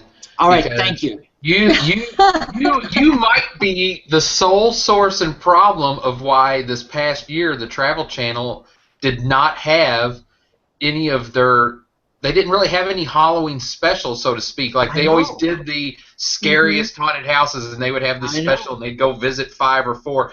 They were using you as a resource to find material on who to go see. I always wondered, and when I watched this show, and you had made a prop for Russ McCamey, I was wondering if he actually let you sit through one of his haunts and watch him torture people. And let me tell you. Now, I so wanted to do that. He's like, no, you can't watch, but you can go through. I'm like, come on, man, Russ, come on. You know, Russ, he scares me a little. Russ is he's a very nice guy, and he's amazing, and all, but he's like that haunt to me was almost like terrorism. I mean, he had guys in hoods and stuff, and now I did go through it. I saw some of it, and at one point I said, "Oh, I'll go through it. You know, just don't hurt me." And Russ goes, which surprised me. Russ goes, no, man, you can't go through it. And I think I don't know if he thought I'd have a heart attack or what, but it was very intense. And Warm Springs, they wanted. There was times in the show where they could have done reality TV and Russ's Place. They could have milked that up. That one of the gals that came out of that, she was shredded. She was like having like an adult breakdown or something. She was in tears. They couldn't interview her, she kind of recovered after a while. But I caught Russ talking in the back. He said, "Now don't because the camera's there. Don't duck them underwater for more than a second or two." I'm like, so you do it for longer than that normal? And no, Russ is a unique attraction. I hope that I hope they don't shut him down, because let me tell you, it is wild. And the film crew, chose to put not get into too much of that and put a pretty positive spin on it. But yeah, they were kind of like, wow. This is crazy. I do believe that at Transworld he said something to the effect of you would need a passport to go through this year. A passport? Now that's interesting. Well, they made him sign these releases. It was funny. I'll tell this story. It's kind of like, can I please go in and be abused? So there's this one kid, and it's like they only take in small groups, and the first group had been through, and he wanted to go so bad. Please, can I go through? And he was a little bit young, I don't know, maybe 16, 17. And they finally agreed to let him go in. He goes in. Within 5 minutes, he had thrown up. And I'm like, oh, gee, isn't that fun? I'm glad you got to go. And I hope Russ doesn't mind me saying that. But, yeah, it is extreme. It's certainly not an attraction that I would want to attempt. I actually like scaring people and then having them laugh.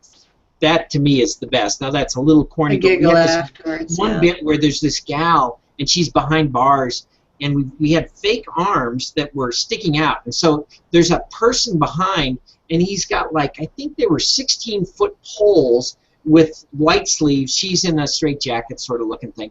And so her hands are going, help me, help me. And then as people would walk around her, she's behind bars, but the hands would come out, and so they, inhumanly long, and they would grab people, and and then they'd look at it and they'd start laughing because it's so ridiculous. So I kind of like stupid terror. Well, on the question of the kinds of scares that you like, Maureen Perez says, what are the best scares and the worst scares that you've seen in haunts? What do you like to see in a haunted house?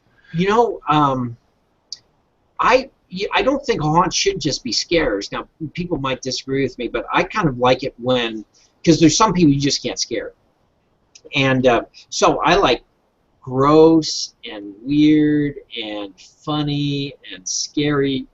The best scares usually are actors. We make animatronics, but in a funny sort of way. I think animatronics actually serve a different purpose. Because, for instance, it's more of a marketing tool. Say you have somebody go to a haunted house and say, oh man, it was really scary, you should go see it. And all they can say is, well, what's so scary about it? Well, this guy was slamming doors and shouting, and then there was this spider on a rope, and so what the animatronics actually did was a little bit of a marketing tool. It's eye candy and fun, but they said, oh, it's crazy, they got electric chairs and guillotines and da-da-da-da. And so it actually, even though the electric chair doesn't scare people, it provides a different element, a kind of a wow element, and something to talk about. So, but it's actually the actor that scares. Yeah, the animatronics can become a distraction to take away from the fact that the actor is there to get they're looking at this thing, and so yeah, it is. I think animatronics are helpful sometimes, but actually it's the actors that do the best scaring. Sarah Berkeley wants to know: will we be getting a giant head to go with a giant zombie hand? Let's see. Well, I wonder if I can probably talk about this. We have a client that we're working with right now, and he wanted it's a great idea, but he wants us to build the top of a building like the original King Kong, and so he wants this ape that is life-size that comes up behind the building and looks out, and then we were going to take our hand and have put like a Fay Ray character and have that swing in from the side, and she's like kicking her legs and so it's like huge, and then this gorilla is coming up kind of hidden and comes up from behind the building, and then we're talking about putting windows with video of people looking out and screaming and running in the building, and Wow. We sent the cost, and we haven't heard. So I think we scared him, because let me tell you, it was one of the more expensive things we've priced out, and it's still extremely reasonable, but it doesn't seem like it when you have to write that check. Mm-hmm. I saw a question earlier. There's been a number hovering around this topic of props that you wanted to do but didn't do, whether because you thought they'd be inappropriate or that they'd be too expensive to make. Have you ever had ideas that you wanted to do but just couldn't make it happen? Yeah, sometimes I get vetoed by Marcia. She's much more socially acceptable than I am. Some are in poor taste. There's been things we've had discussions about that people just don't even understand. It's like, wow, it's gory. But like, we actually had a discussion. We did decide to finally put it out, but it was a mask with 2 spikes driven in his eyes, and they stuck out the back. And we actually had kind of a conversation about that, because Grizzle, as gory as it is, it could be a bear attacked him, or he got in a car accident. This mask, somebody had to take that spike and hammer it in the eyes. And so we try to kind of stay within acceptable bounds, but we're not afraid to push it too. And now the industry, I mean, there's crazy stuff. But I guess the line that I personally, I haven't seen too much of it. I saw it the first time maybe 10 years ago, but it's the female body parts with panties and gory chunk stuff. That's too close to reality. In fact, when people wanted us to put like O.J. Simpson on the electric chair and stuff for radio stations and stuff, we're like, nah, dude, that's real. We're doing Wile E. Coyote, and this stuff, like, right. But I'm sure there's people that could criticize us and do that. It's like, what's the difference? You're making all this gory stuff, and but we do think about these things, and we try to stay culturally reasonable, and not to be deliberately offensive. And well, that's not exactly true, is it? Never mind. Next question. It's funny while you're talking about that, Ed. One of the things that comes to mind too is the fact that, do you ever find yourself, maybe it's at dinner, you and Marcia are just at dinner or what have you, the conversations that go across the table, and you sit back and go, wow, this is a normal conversation, but yet to the 99% of the masses, this would be totally obscure and unacceptable. Let me tell you, all that happens all the time. In fact, we'll be in the middle of a conversation about bodies in bags or something, and we'll realize, wow, if the straights hurt us, that. In fact, I'll tell you what, if some of our phone calls, if somebody tapped our phone, we might have a visit, because I mean, we say some weird stuff, and I'm sure you guys have the same experience. You're just talking along; it's normal conversation for us, but the words that are coming out of our mouth are really sound bad, Yes. Well, have you ever had that moment of somebody coming up and tapping on the shoulder where, maybe it isn't at home, but you are at dinner somewhere, and just not even, you're in the moment, you're talking about this thing, and you realize, oh crap, there's like people sitting all around us. I can't think of that time. I think mostly they quietly get up and leave. No, I can't think of a time that's happened.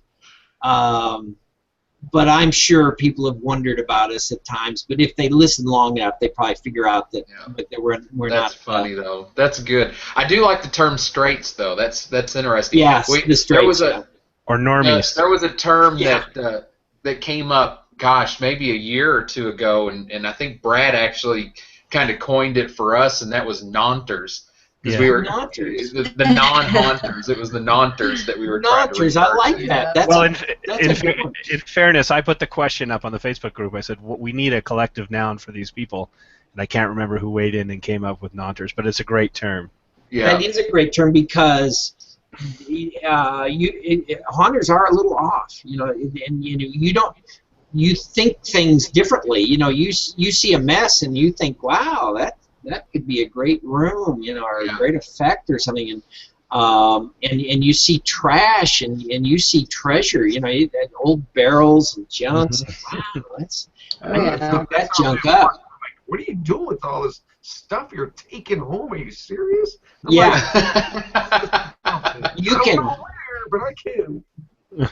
One of the things I discovered with Brutal Planet was we had trash. We went to the junkyard. We literally got old cars, and I know we had a motorcycle and barrels and junk, and we put it in the street, and it looked like junk, and it was like, And then I got Elephant Gray, and that was the name of the paint, Elephant Gray, and I sprayed everything gray and shadowed it with black, and it looked like a movie set, and it's like, wow, that's easy, and it looked like some war-torn city or something, very simple, and it was all just trash, just junk. Yeah. Yep. Yeah, it's amazing the things you can really come up with, when you really have to. And that's what, and that's, I don't want to call it desperation, but that's the moment of creativity too, when you see something, you're like, wow, this can be cool, this can be something. That's right. I remember driving down the street and literally slamming on the brakes because I saw a deer. It was one of those target deer sticking out the top of a garbage can. And, like a crest deer? Yeah, and I remember going, slamming on the brakes, going, now that could be cool, and jumping out and grabbing that thing and throwing it in the trunk. Hunters, we are the hacking professionals. Yeah. And we enjoy it. That's the thing. In fact, Marcia wouldn't let me do this, but I thought it would be so funny. There's somebody, maybe you guys won't think it's funny because it touches on reality, but somebody had killed a deer and either thrown the head to the side of the road or it had fallen out of a truck or something. But there was a deer head, just the head, cut off. And I thought, wouldn't it be funny, because it was around Christmas time, to paint his nose red and with lipstick or something. And Marcia's like, you are not doing that. And I'm like, just think of the pandemonium for the poor parents. I'm afraid Santa's not coming this year, kids. Funny that you say that, Ed, because all my friends and family will not let me do this, but we go down every year. I live in Indiana myself, so there's a city called Santa Claus, Indiana. Oh, wow. And of course, there's a big amusement park there called Holiday World, and there's also attached to that, there's a campground called Lake Rudolph. And so we would go down there. They always have Halloween weekends through September and October, and we would go down and set up a display and bring it back. And every year I keep trying to talk my friends into, let's do a whole, demented Santa Claus with the elves and have the deer hanging everywhere, as if the reindeer have all been, basically Santa's butcher shop. And you're sick, dude. Yeah, it's not gonna. I have a feeling that I would probably be barred from the entire city. Watch out, Jim! You're gonna end up in the Walmart catalog. Yeah, you can't mix holidays like that. An example of that is when we did the elves. I thought we made these cute little elves with personality, and we did Santa and Mrs. Claus, and they were just that far off center. And people are like, ooh, they're evil, and no, they're not. They're cute. They're just not like a doll. They're like real little guys with personality. And no, dude, those are scary. And so they never did well. We had to turn them into street elves. You would appreciate that as far as you was talking about picking up dead heads and whatnot. Pandora, why don't you tell us your little fiasco? What'd you do now? And I will happily bring you a deer head and skull still attached to its spine because I've got lots of them. No Christmas this year. Roadkill department. I didn't know that there's a roadkill. Well, all right. Here's the quick gist of it, Ed. One of our haunt actors, our crew members last year, he actually works for CDOT. And there is actually a separate landfill where they take all the roadkill that they find. And he brought me 6 or 7 50-gallon orange bags full of roadkill last year that we macerated in our backyard. Yeah. Yep. So I'll happily bring you some macerated bones if you'd like them. Now, paint the nose red. Did they have an odor that accompanied them? Yep. Oh man, you know, I mentioned that alligator earlier. When we got that thing, it was frozen solid, and we had to let it like thaw out for a few days before we could make a fiberglass mold. By the time we could make the mold, it was already smelling a little funny, but we covered it up so we didn't smell it. And then, but it took a couple of days to make this mold, and it was getting late in the night. We finally got to the point where we could take this thing off. And I can tell you, when we flipped that over, it was a stench beyond anything I'd ever experienced. If you just walked in the room with the gator, you had to throw away all your clothes. Yep. And so we found a rendering plant that agreed to pick it up. And we thought, well, they'll dispose of it somehow. We got word later that they just took it to the dump and threw it out. And like people were like, what is this? A 12-foot alligator in Greeley, Colorado? What in the world? And it created quite a stir. From the sewer. I could have done that. I could have taken it to the dump, but I thought they had something special. It's a good thing. Hey, it's a good thing you didn't attach it to your ankle and walk around town with it. Oh, God. No, people wouldn't have cared if it was an alligator. It's just fuzzy dogs. You know, that's probably true, but it is kind of funny. I mean, we do zombie children. Nobody's ever said anything. Little babies that are demon-possessed, no problem. People don't care about humans. It's animals. I don't quite get that. I don't quite get that, but oh well. Okay, I have a question here for you from Bruce Janzer. Question, Ed, what are your thoughts on actormatronics, and do you plan on making more? Now, is that the word you use for them, or are they shocktronics, is it, or what do you call them? You know, Ryan came up with the perfect name. Marcia vetoed it for some reason. He called them manimatronics. And I thought, well, that's great. And I don't know if she thought it was sexist or whatever. I forget what the reason was. We call them shocktronics.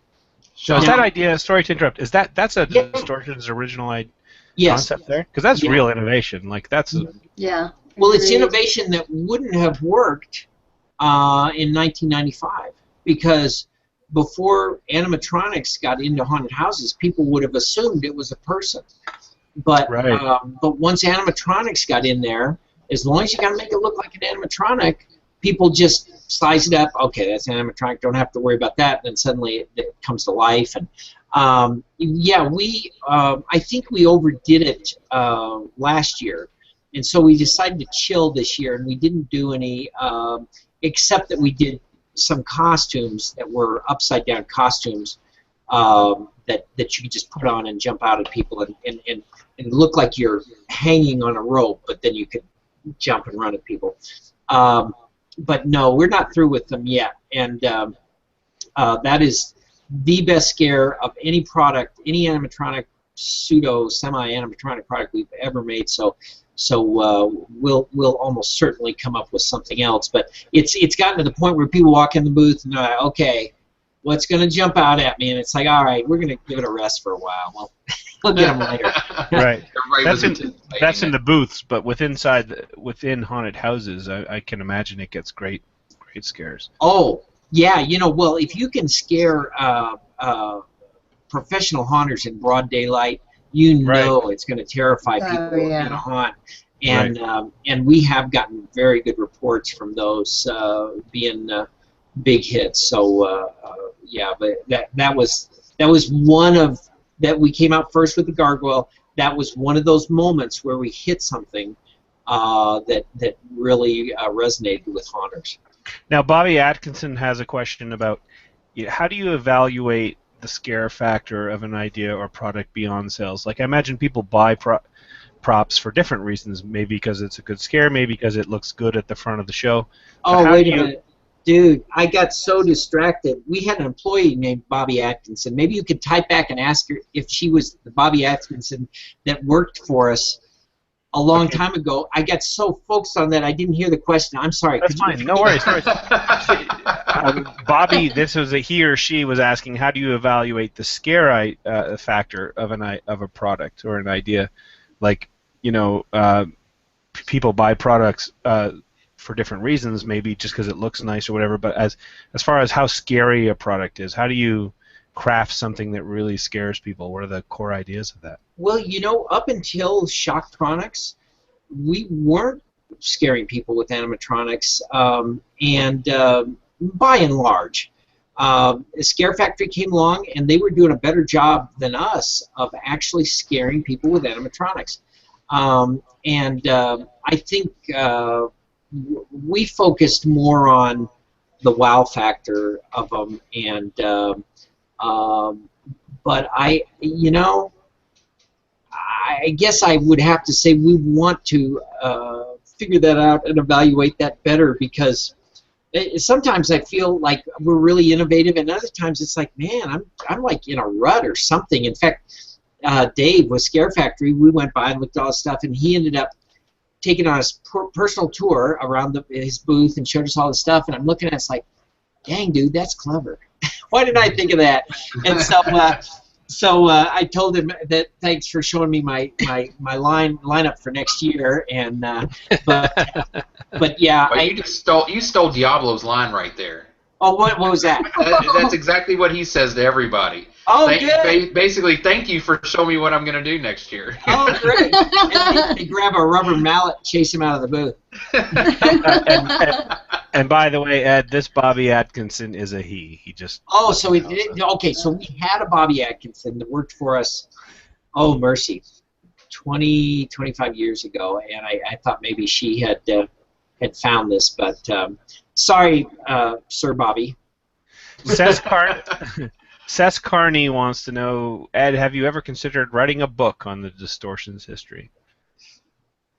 Well, then, yes. I haven't. It's much too big a job, but Lee Lambert has talked to us about following up his amazing Don Post book with a book on distortions. And, if he's up for the challenge, we're willing to give him total access to anything, to sit and go, super long interviews. That Don Post book and certainly the Distortions book would be a horrendous project. And so if he's willing to do it, we will happily be involved, but it's quite an undertaking. And so, but we have talked with him about it at MassFest and talked with him a few times since. I think he's still working on, the Don Post book, so we haven't really begun. That'd be fantastic. Hey, and don't forget to tell him that Jordu's got a ton of pictures he could use for the book. Yeah, he's fixing them up. You got that right. You ever plan on coming out with any more DVDs as far as maybe like making one of your props? I mean, I got like the yeah! I just sent that to a kid today. He made me a little Spock, and so and he was having trouble figuring out the techniques and stuff. So I sent him one of those. I was a little younger when I made that, but no, actually, not only have we thought about it, we're planning on it. And we've got, with this new facility right next door, it's doubled our space to 44,000 square feet, and so we've got a huge sculpting room, which is amazing now. That Mikey and Jordu love, and I love it too. We got a nice sound system in there and stuff. And then the top level, there's a upstairs level. We're thinking of just having seminars up there and filming them. So we'd have Jordu out, and he would do something on sculpting, or Haunter would come in and give their advice and things, and then we'd start amassing these DVDs. I can show my tricks. My tricks are, I don't know how valuable they are if you're starting a mass company and you want to make a lot of mass. In fact, one of the seminars I wanted to do at MassFest was 6 mass in 6 minutes, and but we decided we couldn't do it because of the Court Square. You can't be in a hotel, convention center and get stuff on the carpet and walls. But now I'm supposed to say hi to somebody. I'm supposed to say hi to Bill at CB Haunt. Hello, Bill. Bill from Canada. So I want to make sure. Hi there, Bill. And it's so nice to hear all the haunters applauding. That's great. Now, Ed, I got a question for you. Whenever one occurs to me, it goes to the top of the list of the questions. Nice. I like that. That's democracy at its finest. That's right. Or is that dictatorship? I don't know.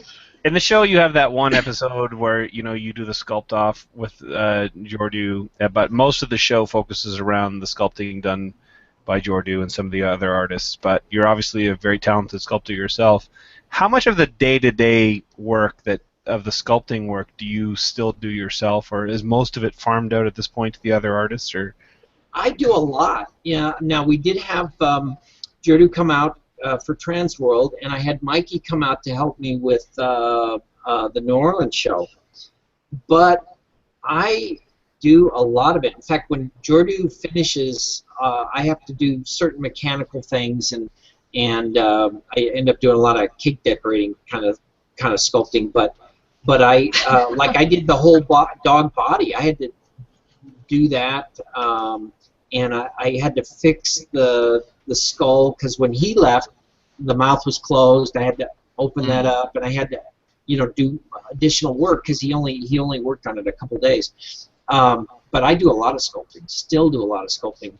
I have to say, in that sculpt-off contest you did with him, the expression you had on your headless zombie, I love that expression. I was just awesome. Well, I love Jordu's expression with yes. $5. Let me tell you a behind-the-scenes story.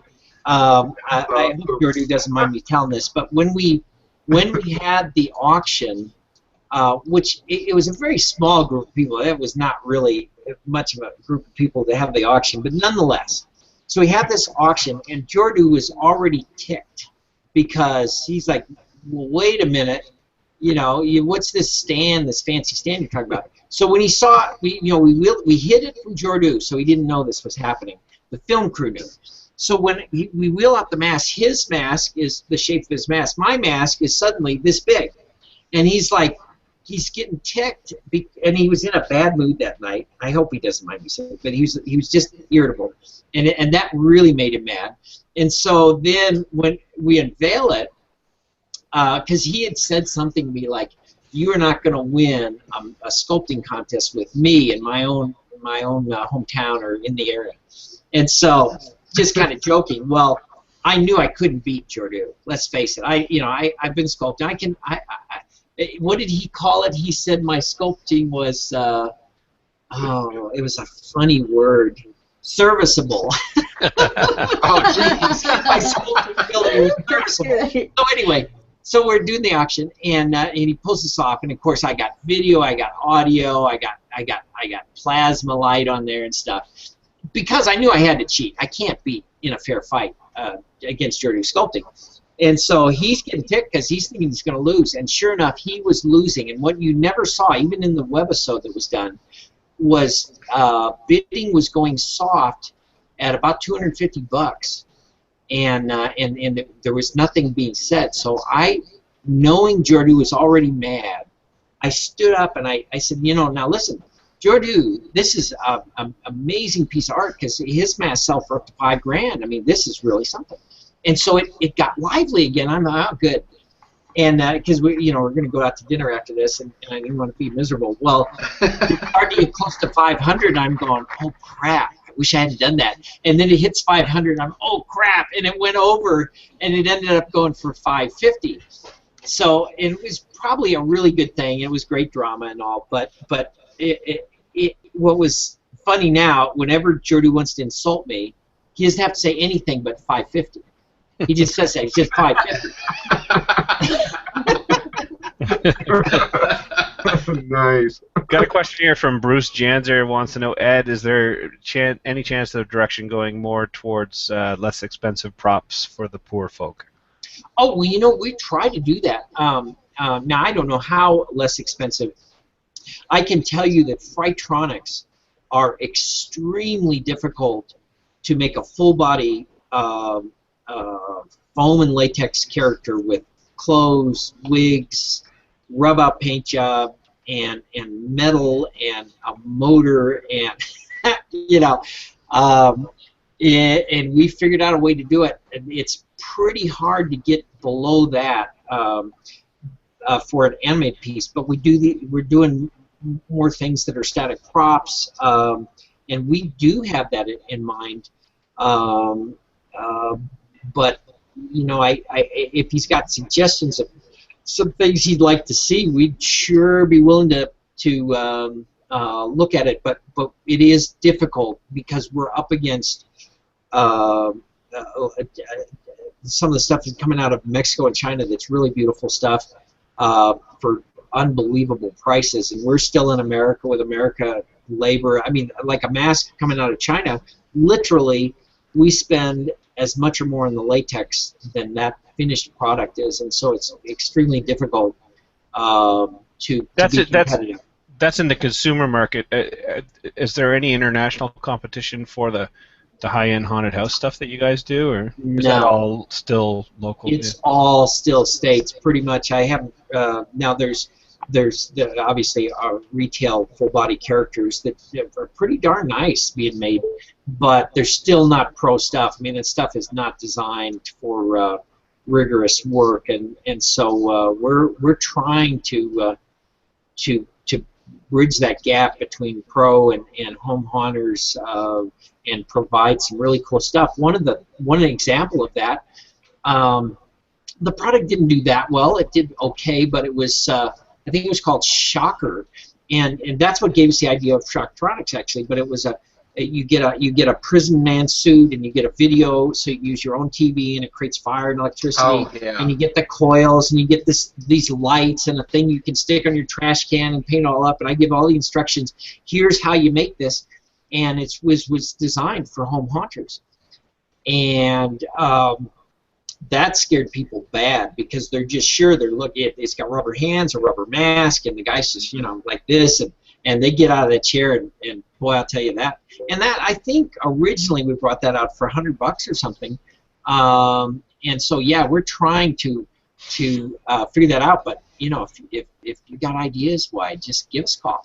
Yeah, I think it'd be really cool, like when you do the Shocktronics, and there's elaborate stuff like that. It just maybe you could sell the costume the guy's wearing, because a lot of hunters know how to make the animatronics. That's right.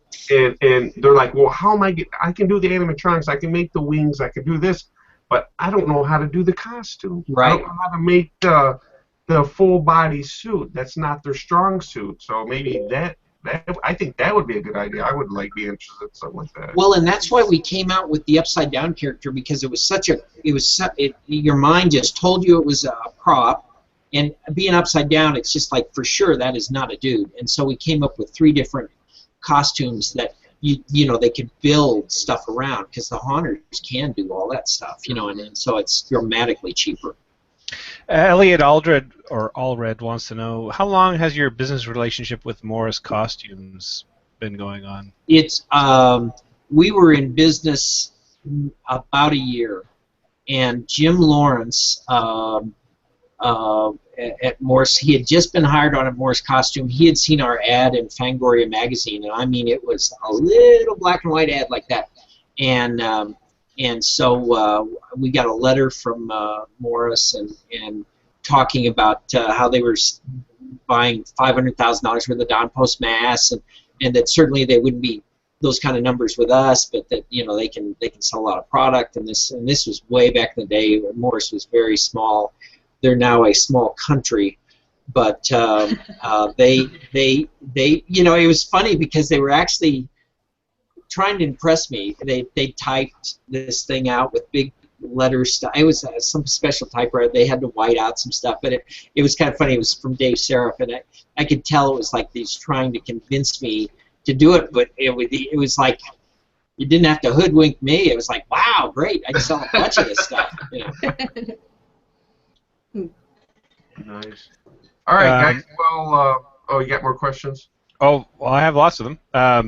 Okay, let's go. We'll just get through them. I'll do rapid fire answers. You'll see. We'll do okay. 20-second answers. What music do you listen to while sculpting? That's a great question. Don Powell. Good question. I love Mikey just brought. Let's see, what was it? Laser Hawk. Oh man, that's like the best monster making music I've ever heard because it's real fast and it's kind of crazy. But Laser Hawk, I've been playing a lot of that. What genre is that? It's is it a metal? Is it a rock? You should check it out. It's kind of weird. It's like horror movie. Sci-fi movie stuff from the 80s or something, but it's real high tempo, really well done. In fact, Jordu is contacted the guy. It's just a guy. He's got a regular job, and he wants to use some of his music for a film he's doing or something. But then I like some real harsh stuff. There's one I was kind of laughing about because it actually cusses and stuff, and I was like. I told Adam, he was in the paper, I said, you watch, this thing's going to start saying F you and stuff. And I said, you count to 5, and Marcia's going to come around the corner. And it's like, what is this? But she had left, so I got the music blaring, and it's actually really good. That's Spock's Beard. I really like Spock's Beard. I love Flower Kings.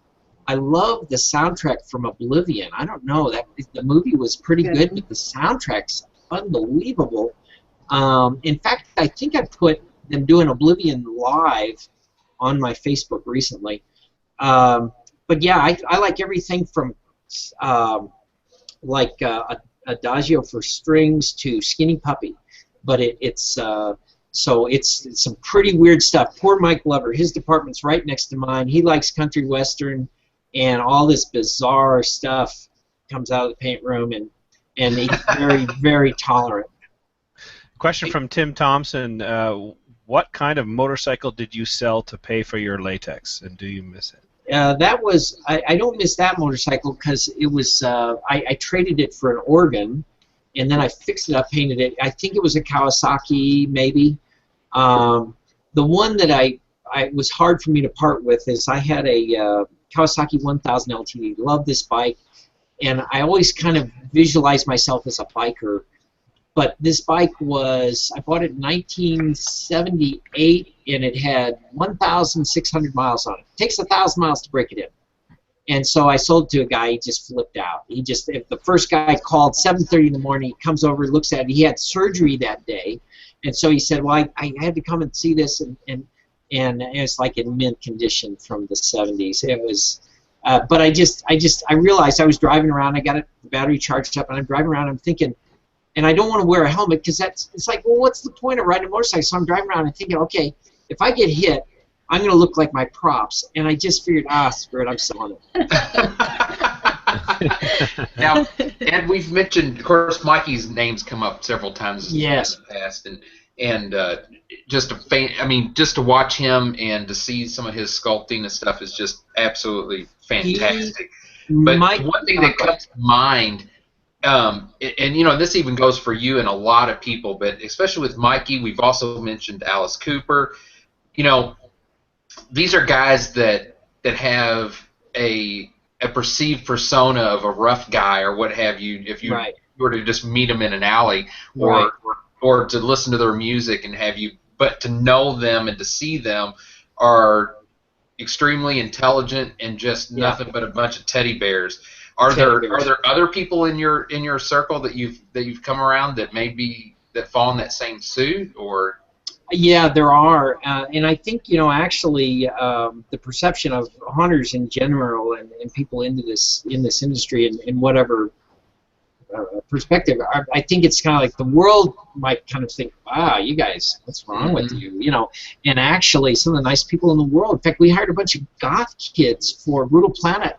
The nicest, most respectable group of people I've ever met, and it's like, I thought you guys were like, trying to be antisocial, and I realized they were awesome, and they really helped the Brutal Planet show. I don't want to go into what they did, but as far as they were like, they had their own shows. We had this arena, we had the high volume lasers and stuff.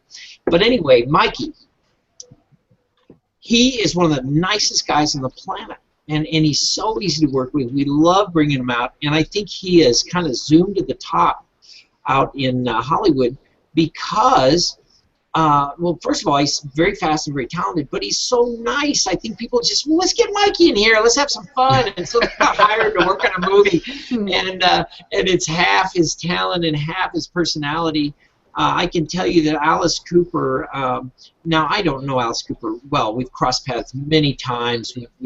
We deliver stuff, and we will see him after a concert when they're in town. I wouldn't say he's like a close friend, but I can tell you that he is a really nice guy. I don't care what he does on stage. I don't care how many chickens he's ripped to shreds, which he never did. But yeah, really, really nice person. His wife's wonderful, and so. Yeah, I think sometimes people have these personas, and it's allowed in film and TV. You figure, okay, that's an actor, and he's playing Hannibal Lecter. But somehow in music, it's like, that guy's really that guy. Well, he isn't. So, I'm sorry, that wasn't a 20-second answer. Next. No worries. Well, speaking of nice guys, one of our highlights from going to MHC last year was meeting you, Ed, and finding out that you and Marshall were both nice guys. And we have a question here that's the picture there from us when we met you last year. Oh, how fun! Yeah, and so the question from Debbie Smith, right, is are you guys going to be at MHC this year? Yes, I think so. Yes, I am. Normally we just kind of do what was Houston and now New Orleans and then Transworld. But with Transworld involved in Halloween Extreme and Midwest, I guess my anticipation is higher for what to expect as far as the people that show up, and not that it wasn't a great show. It's just I think it's they bring a wealth of knowledge of trade show experience, and so we're not doing a huge display or anything, but what we thought with Monster of the Month especially it'd be a good place to keep the ball rolling, because we don't want all the Monster of the Month to be September. We want to have every month have money coming in to help pay expenses. Now, is this strange for you now when you go to these shows after doing the TV show, going from being someone who just worked in the industry that people would know in the industry, but to now being a celebrity? I mean, let's call it what it is. Well, I'm not really a celebrity like to us, you're a celebrity. Well, yeah. Yes. I honestly like it. And I think most of the guys like it. Marsha's not maybe as crazy as I am, but like Ryan didn't like it at all. If somebody recognized Ryan at a filling station, said, oh, they recognize me. And but I like it. It's like having free friends. It's like friends you haven't worked for, you've never had to buy them beer, and they like you. And they do know us to a certain degree. That's awesome. That's amazing. But yeah, people have come up to us. We've been out of state. We've been, and they'll come up. Now, in the real world, that happens some, not a lot. When we go to trade shows, my function at the trade show is shaking hands and taking pictures. That's what I do, and I enjoy it. I think it's great. And it's kind of funny because every single person at that trade show, every vendor at that trade show could have their own reality show, because it's a very colorful business, full of eye candy and full of personalities. And I'm surprised, you know, they've been talking to different people in the industry, and I haven't seen anything yet. Larry's supposedly got something going. They've talked to David. I think David may have turned him down when they kind of wanted to do the classic thing. Kevin, they went as far as a sizzle reel, and that was supposedly really good. I haven't seen it yet, so I don't know. But yeah, we're not the most talented. We're not anything. We're just lucky. You know, it's just a lucky fluke that it happened. Yeah, really, probably the closest thing that you know came to fruition as to what Distortions had as far as TV go was Clive, and that's a shame that his show didn't last any longer than what it did. Yeah, you know, I think all the Haunters were on. You know, we were high on life at that point because we had we had Making Monsters, we had Monster Maker, we had all these different shows that are popping up all at once. We're like, oh my God, we've hit it. This is it. Well, and Clive was so colorful. You know, he and his daughter were a great team, and I don't know what happened. You know, they claimed they didn't have the viewership, but I don't know. I thought it was a very clever show, and he certainly has much more character than I do. I mean, I've never seen him out of costume. I mean, he's always kind of got that goth look going, and so yeah, I don't know what Sci-Fi was thinking. I heard it was ratings, but you'd think they'd do real well. Yeah. Couple of questions that go together here. First from Mary Powell, what's your favorite memory since starting Distortions? And Tammy Stark Stenzel wants to know, can you still see yourself doing this 10 years from now? I'll answer the second question first. Yes, I don't think I'll ever retire. I may slow down a little, but I can't imagine staying home and watching daytime TV. I just can't imagine it. And it is fun. I mean, it's a lot of work, but it's fun. Favorite memory? I know what it is. I'm pretty confident. There's so many. In fact, recently, I don't know what it is. I've been having this nostalgia stuff about the past and things. The favorite memory probably that it comes to mind right away is as a teenager, I was an Alice Cooper super nerd. In fact, somebody Facebook friended me, and the first thing she said, she was one of my brother's friends, she said, "Are you still an Alice Cooper freak?" And I was an Alice Cooper freak like I went to a tailor, had silver pants made, silver bell bottoms with metallic cloth, and I had platform shoes. I bought snakes. I had a 14-foot Burmese python, and I would get in Alice Cooper makeup. I was super nerd. Had pictures all over the world. My poor parents, they must have thought I was doomed because, you know, my brother and sisters were very normal, and I was down in the basement with snakes and Alice Cooper all over the walls and crazy weird music. But anyway, the moment that it's just one of those moments in time. Alice Cooper had come with Shep, his original manager, his stage manager, and somebody else, I think Brian. Yeah, Brian was with him. Brian, is it Nelson, Wilson? But anyway, Alice's personal manager that started with Alice when he was 14 years old. Anyway, so we had this meeting about the Brutal Planet stage show. They wanted us to do the Brutal Planet stage show. And so we were talking about products and so forth. And so Shep arrives a little late, and so he had the gold disc from the latest recording session where they did the Brutal Planet CD, and it had the Brutal Planet song on it. So after the meeting, Shep looks at me and goes, "You want to hear this?" And I'm like, "Yeah," and because Alice, you know, I told you earlier, he had asked if they could use that name. So Alice comes in the office, in my office, and I had a big stereo system in there, and we put it in and start playing it.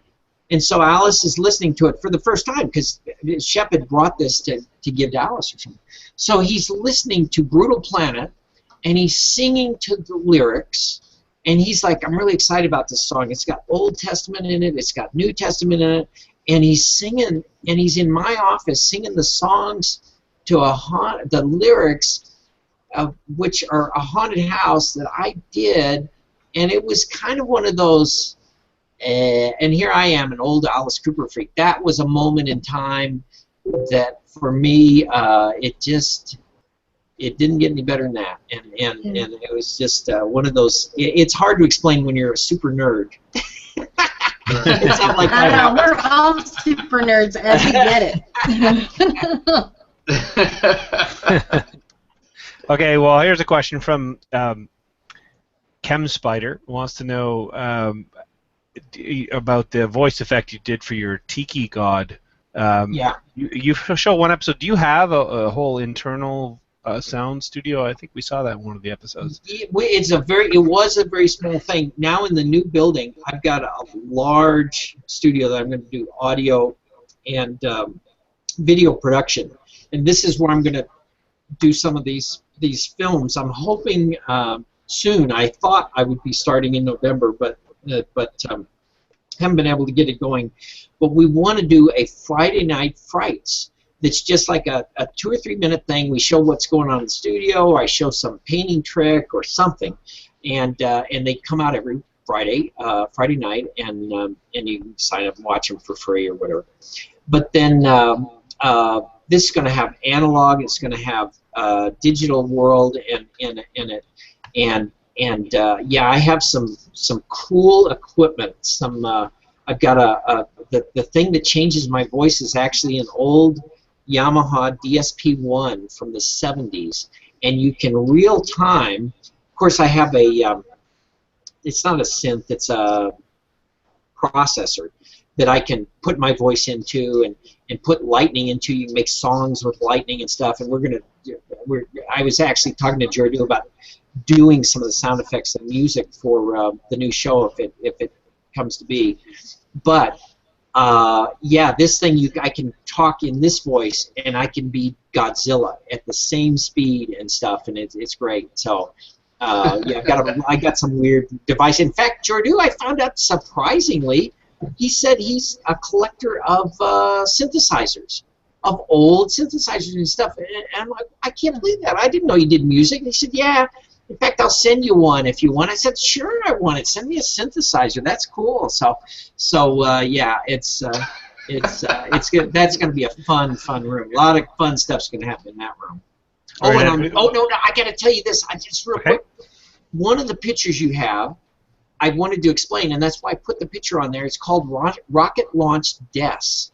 Now, if you can imagine, on the spot. Get that picture up there, Diablo. Get that picture up. You can imagine a haunter, if they made a desk, what would that be?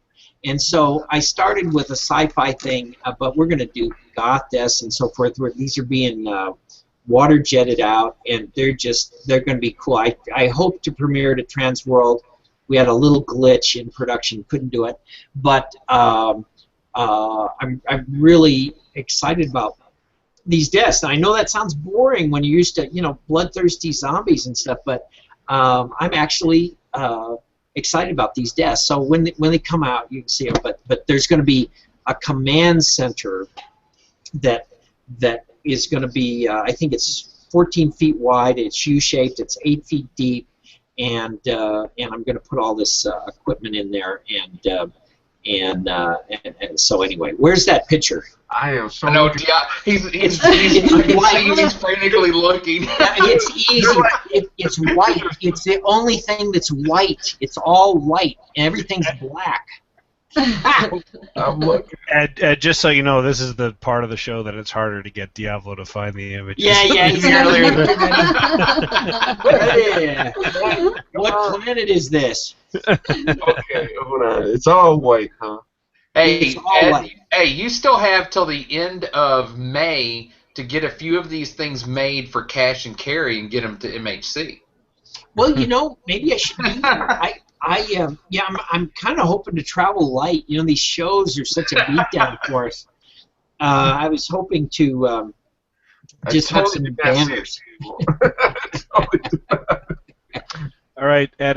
While he's looking for that, I looked through the whole thing. I don't see a tape, but I'll ask. It's all right. It's another question here from Sheer Terror wants to know, Ed, what do we have to do to get you back to the West Coast Connors convention? Oh, you know, we're pretty easy. You know, that was a really fun show. I think we're pretty cheap. We don't charge as long as you pay airfare. We get the presidential suite, red carpet wherever we walk, and only the red very young. Yeah, it has to be red. No, but yeah, it's really just a matter of time. A lot of times, the time of year the show is, and costs and things, because we're like the guy that was asking about cheaper products. You know, even our cheaper products are a little too high sometimes for enthusiasts and home hunters. So it has to make sense somehow financially, or if the cost is low enough for us, we'll do it. But yeah, talk to us. We enjoy it. Well, we all know home hunters are cheap. Oh yeah, well, and they should. I'm one be, of them. actually. I'm one of them. Trust me. Yeah. Okay. Well, you've been very gracious with your time. We don't want to take too much more. Yeah. So yeah, go. The prize winners. The prizes. So I have one last question that I flagged earlier tonight that I want to ask you. Yeah, and we're gonna hold you to your answer here. Okay. So the question from Sarah Berkeley is: so are we gonna have Ed on every season of Hunters Hangout from now on, or what? I don't have a problem with that at all. This was very easy. Once we got over the technical glitches we were having, it worked great, and it's fun. You guys are nutty. You're crazy like me. And I'm sure your viewers are a little off-center, so that's just great with me. Well, thank you. And the good thing is we have it on Thursdays and not Fridays. It's great. Yeah, we're not rolling into experimentation day. That's right. I can't do Fridays because you know I got a lot of stuff to cut up and stuff. Yeah, we're sorry we couldn't go through the pictures, but I mean the content you were coming out with was like I didn't feel we needed that. I mean everything you were I didn't want to interrupt what you were saying because everything was like perfect. I mean it's like why do I stop you and say okay well hey look at this picture. Yeah, right. You can put the pictures during the credits as you roll the credits. Yeah. Well, anyway, I hope everybody enjoyed having Ed on here tonight, and I mean, obviously, one of the best guests we've ever had on, and I think we'll just quickly run off the names of the winners for tonight's two prizes, and then we'll do our goodbyes. So for the winners tonight, we have for the Froggy's Fog from Facebook. The winner I like those guys. Yeah, we know them. Good people. Yeah. The winner is Sarah Ricard, so congratulations to Sarah. And the winner of the Hauntopolis magazine subscription. Wow, how have you been drinking? Well, I'm trying no, it's because everyone thinks it's Hauntopolis, like a woman without a shirt on. So I'm going to say it properly. Hauntopolis magazine. The winner from YouTube is Keenan Gaga. So congratulations. Julie Rydell will be contacting you, so congratulations to you. So there you go. And Brad, my friend. And Brad, speaking of topless, we would hate for all of our Hunters Hangout members to go around topless. Right. So I do want to take this moment to go ahead and tell everybody to be on the lookout tomorrow. We will be posting the order information for the Hunters Hangout shirts. We've been inundated with questions of when it's coming out, when can I order, how do I order, whatnot. So we're going to go ahead and we will have that posted on the Facebook tomorrow for all the order information for the Hunters Hangout shirts. Again, this is a pre-order. You'll be able to pick up if you're attending MHC. You can pick it up at MHC. If you cannot attend, you can have that delivered. So just keep an eye out on the Facebook page, and we will have that information for the shirts available. Delivery after MHC though, because Jose is shipped out. Yes. Yeah, I'm all shipped out. Shipped out about a half hour ago. About a half hour ago. But we want to thank him for Ed for coming on. We've had a great time, and I mean, what else do you say? Thank you for coming on. Thank you so much, Ed. No. And, Truly one of the most informative episodes we've ever done. I'm Thank glad, you so much. you liked it. I think I've run out of things to say. I went through my whole career. Well, I hope you save some for. I hope you save some for next year because you just committed to being back on. So I can lather on forever. Just ask Marcia. And Quantum just wanted to say thanks for having him on the show. And thanks, Quantum. Thank you, Thank you, Quantum. I hope you survived tomorrow's experiment. Oh yeah, well no, he's actually my assistant. He's got some cool tools that I didn't even know what he does with us. Right. And don't forget that we have a show on this Tuesday. The intro will be going out after we get off of this show. So that'll be a Tuesday show. So, and we're out of here. That's for all your MHC questions. That's right. All right, we're out. Good night.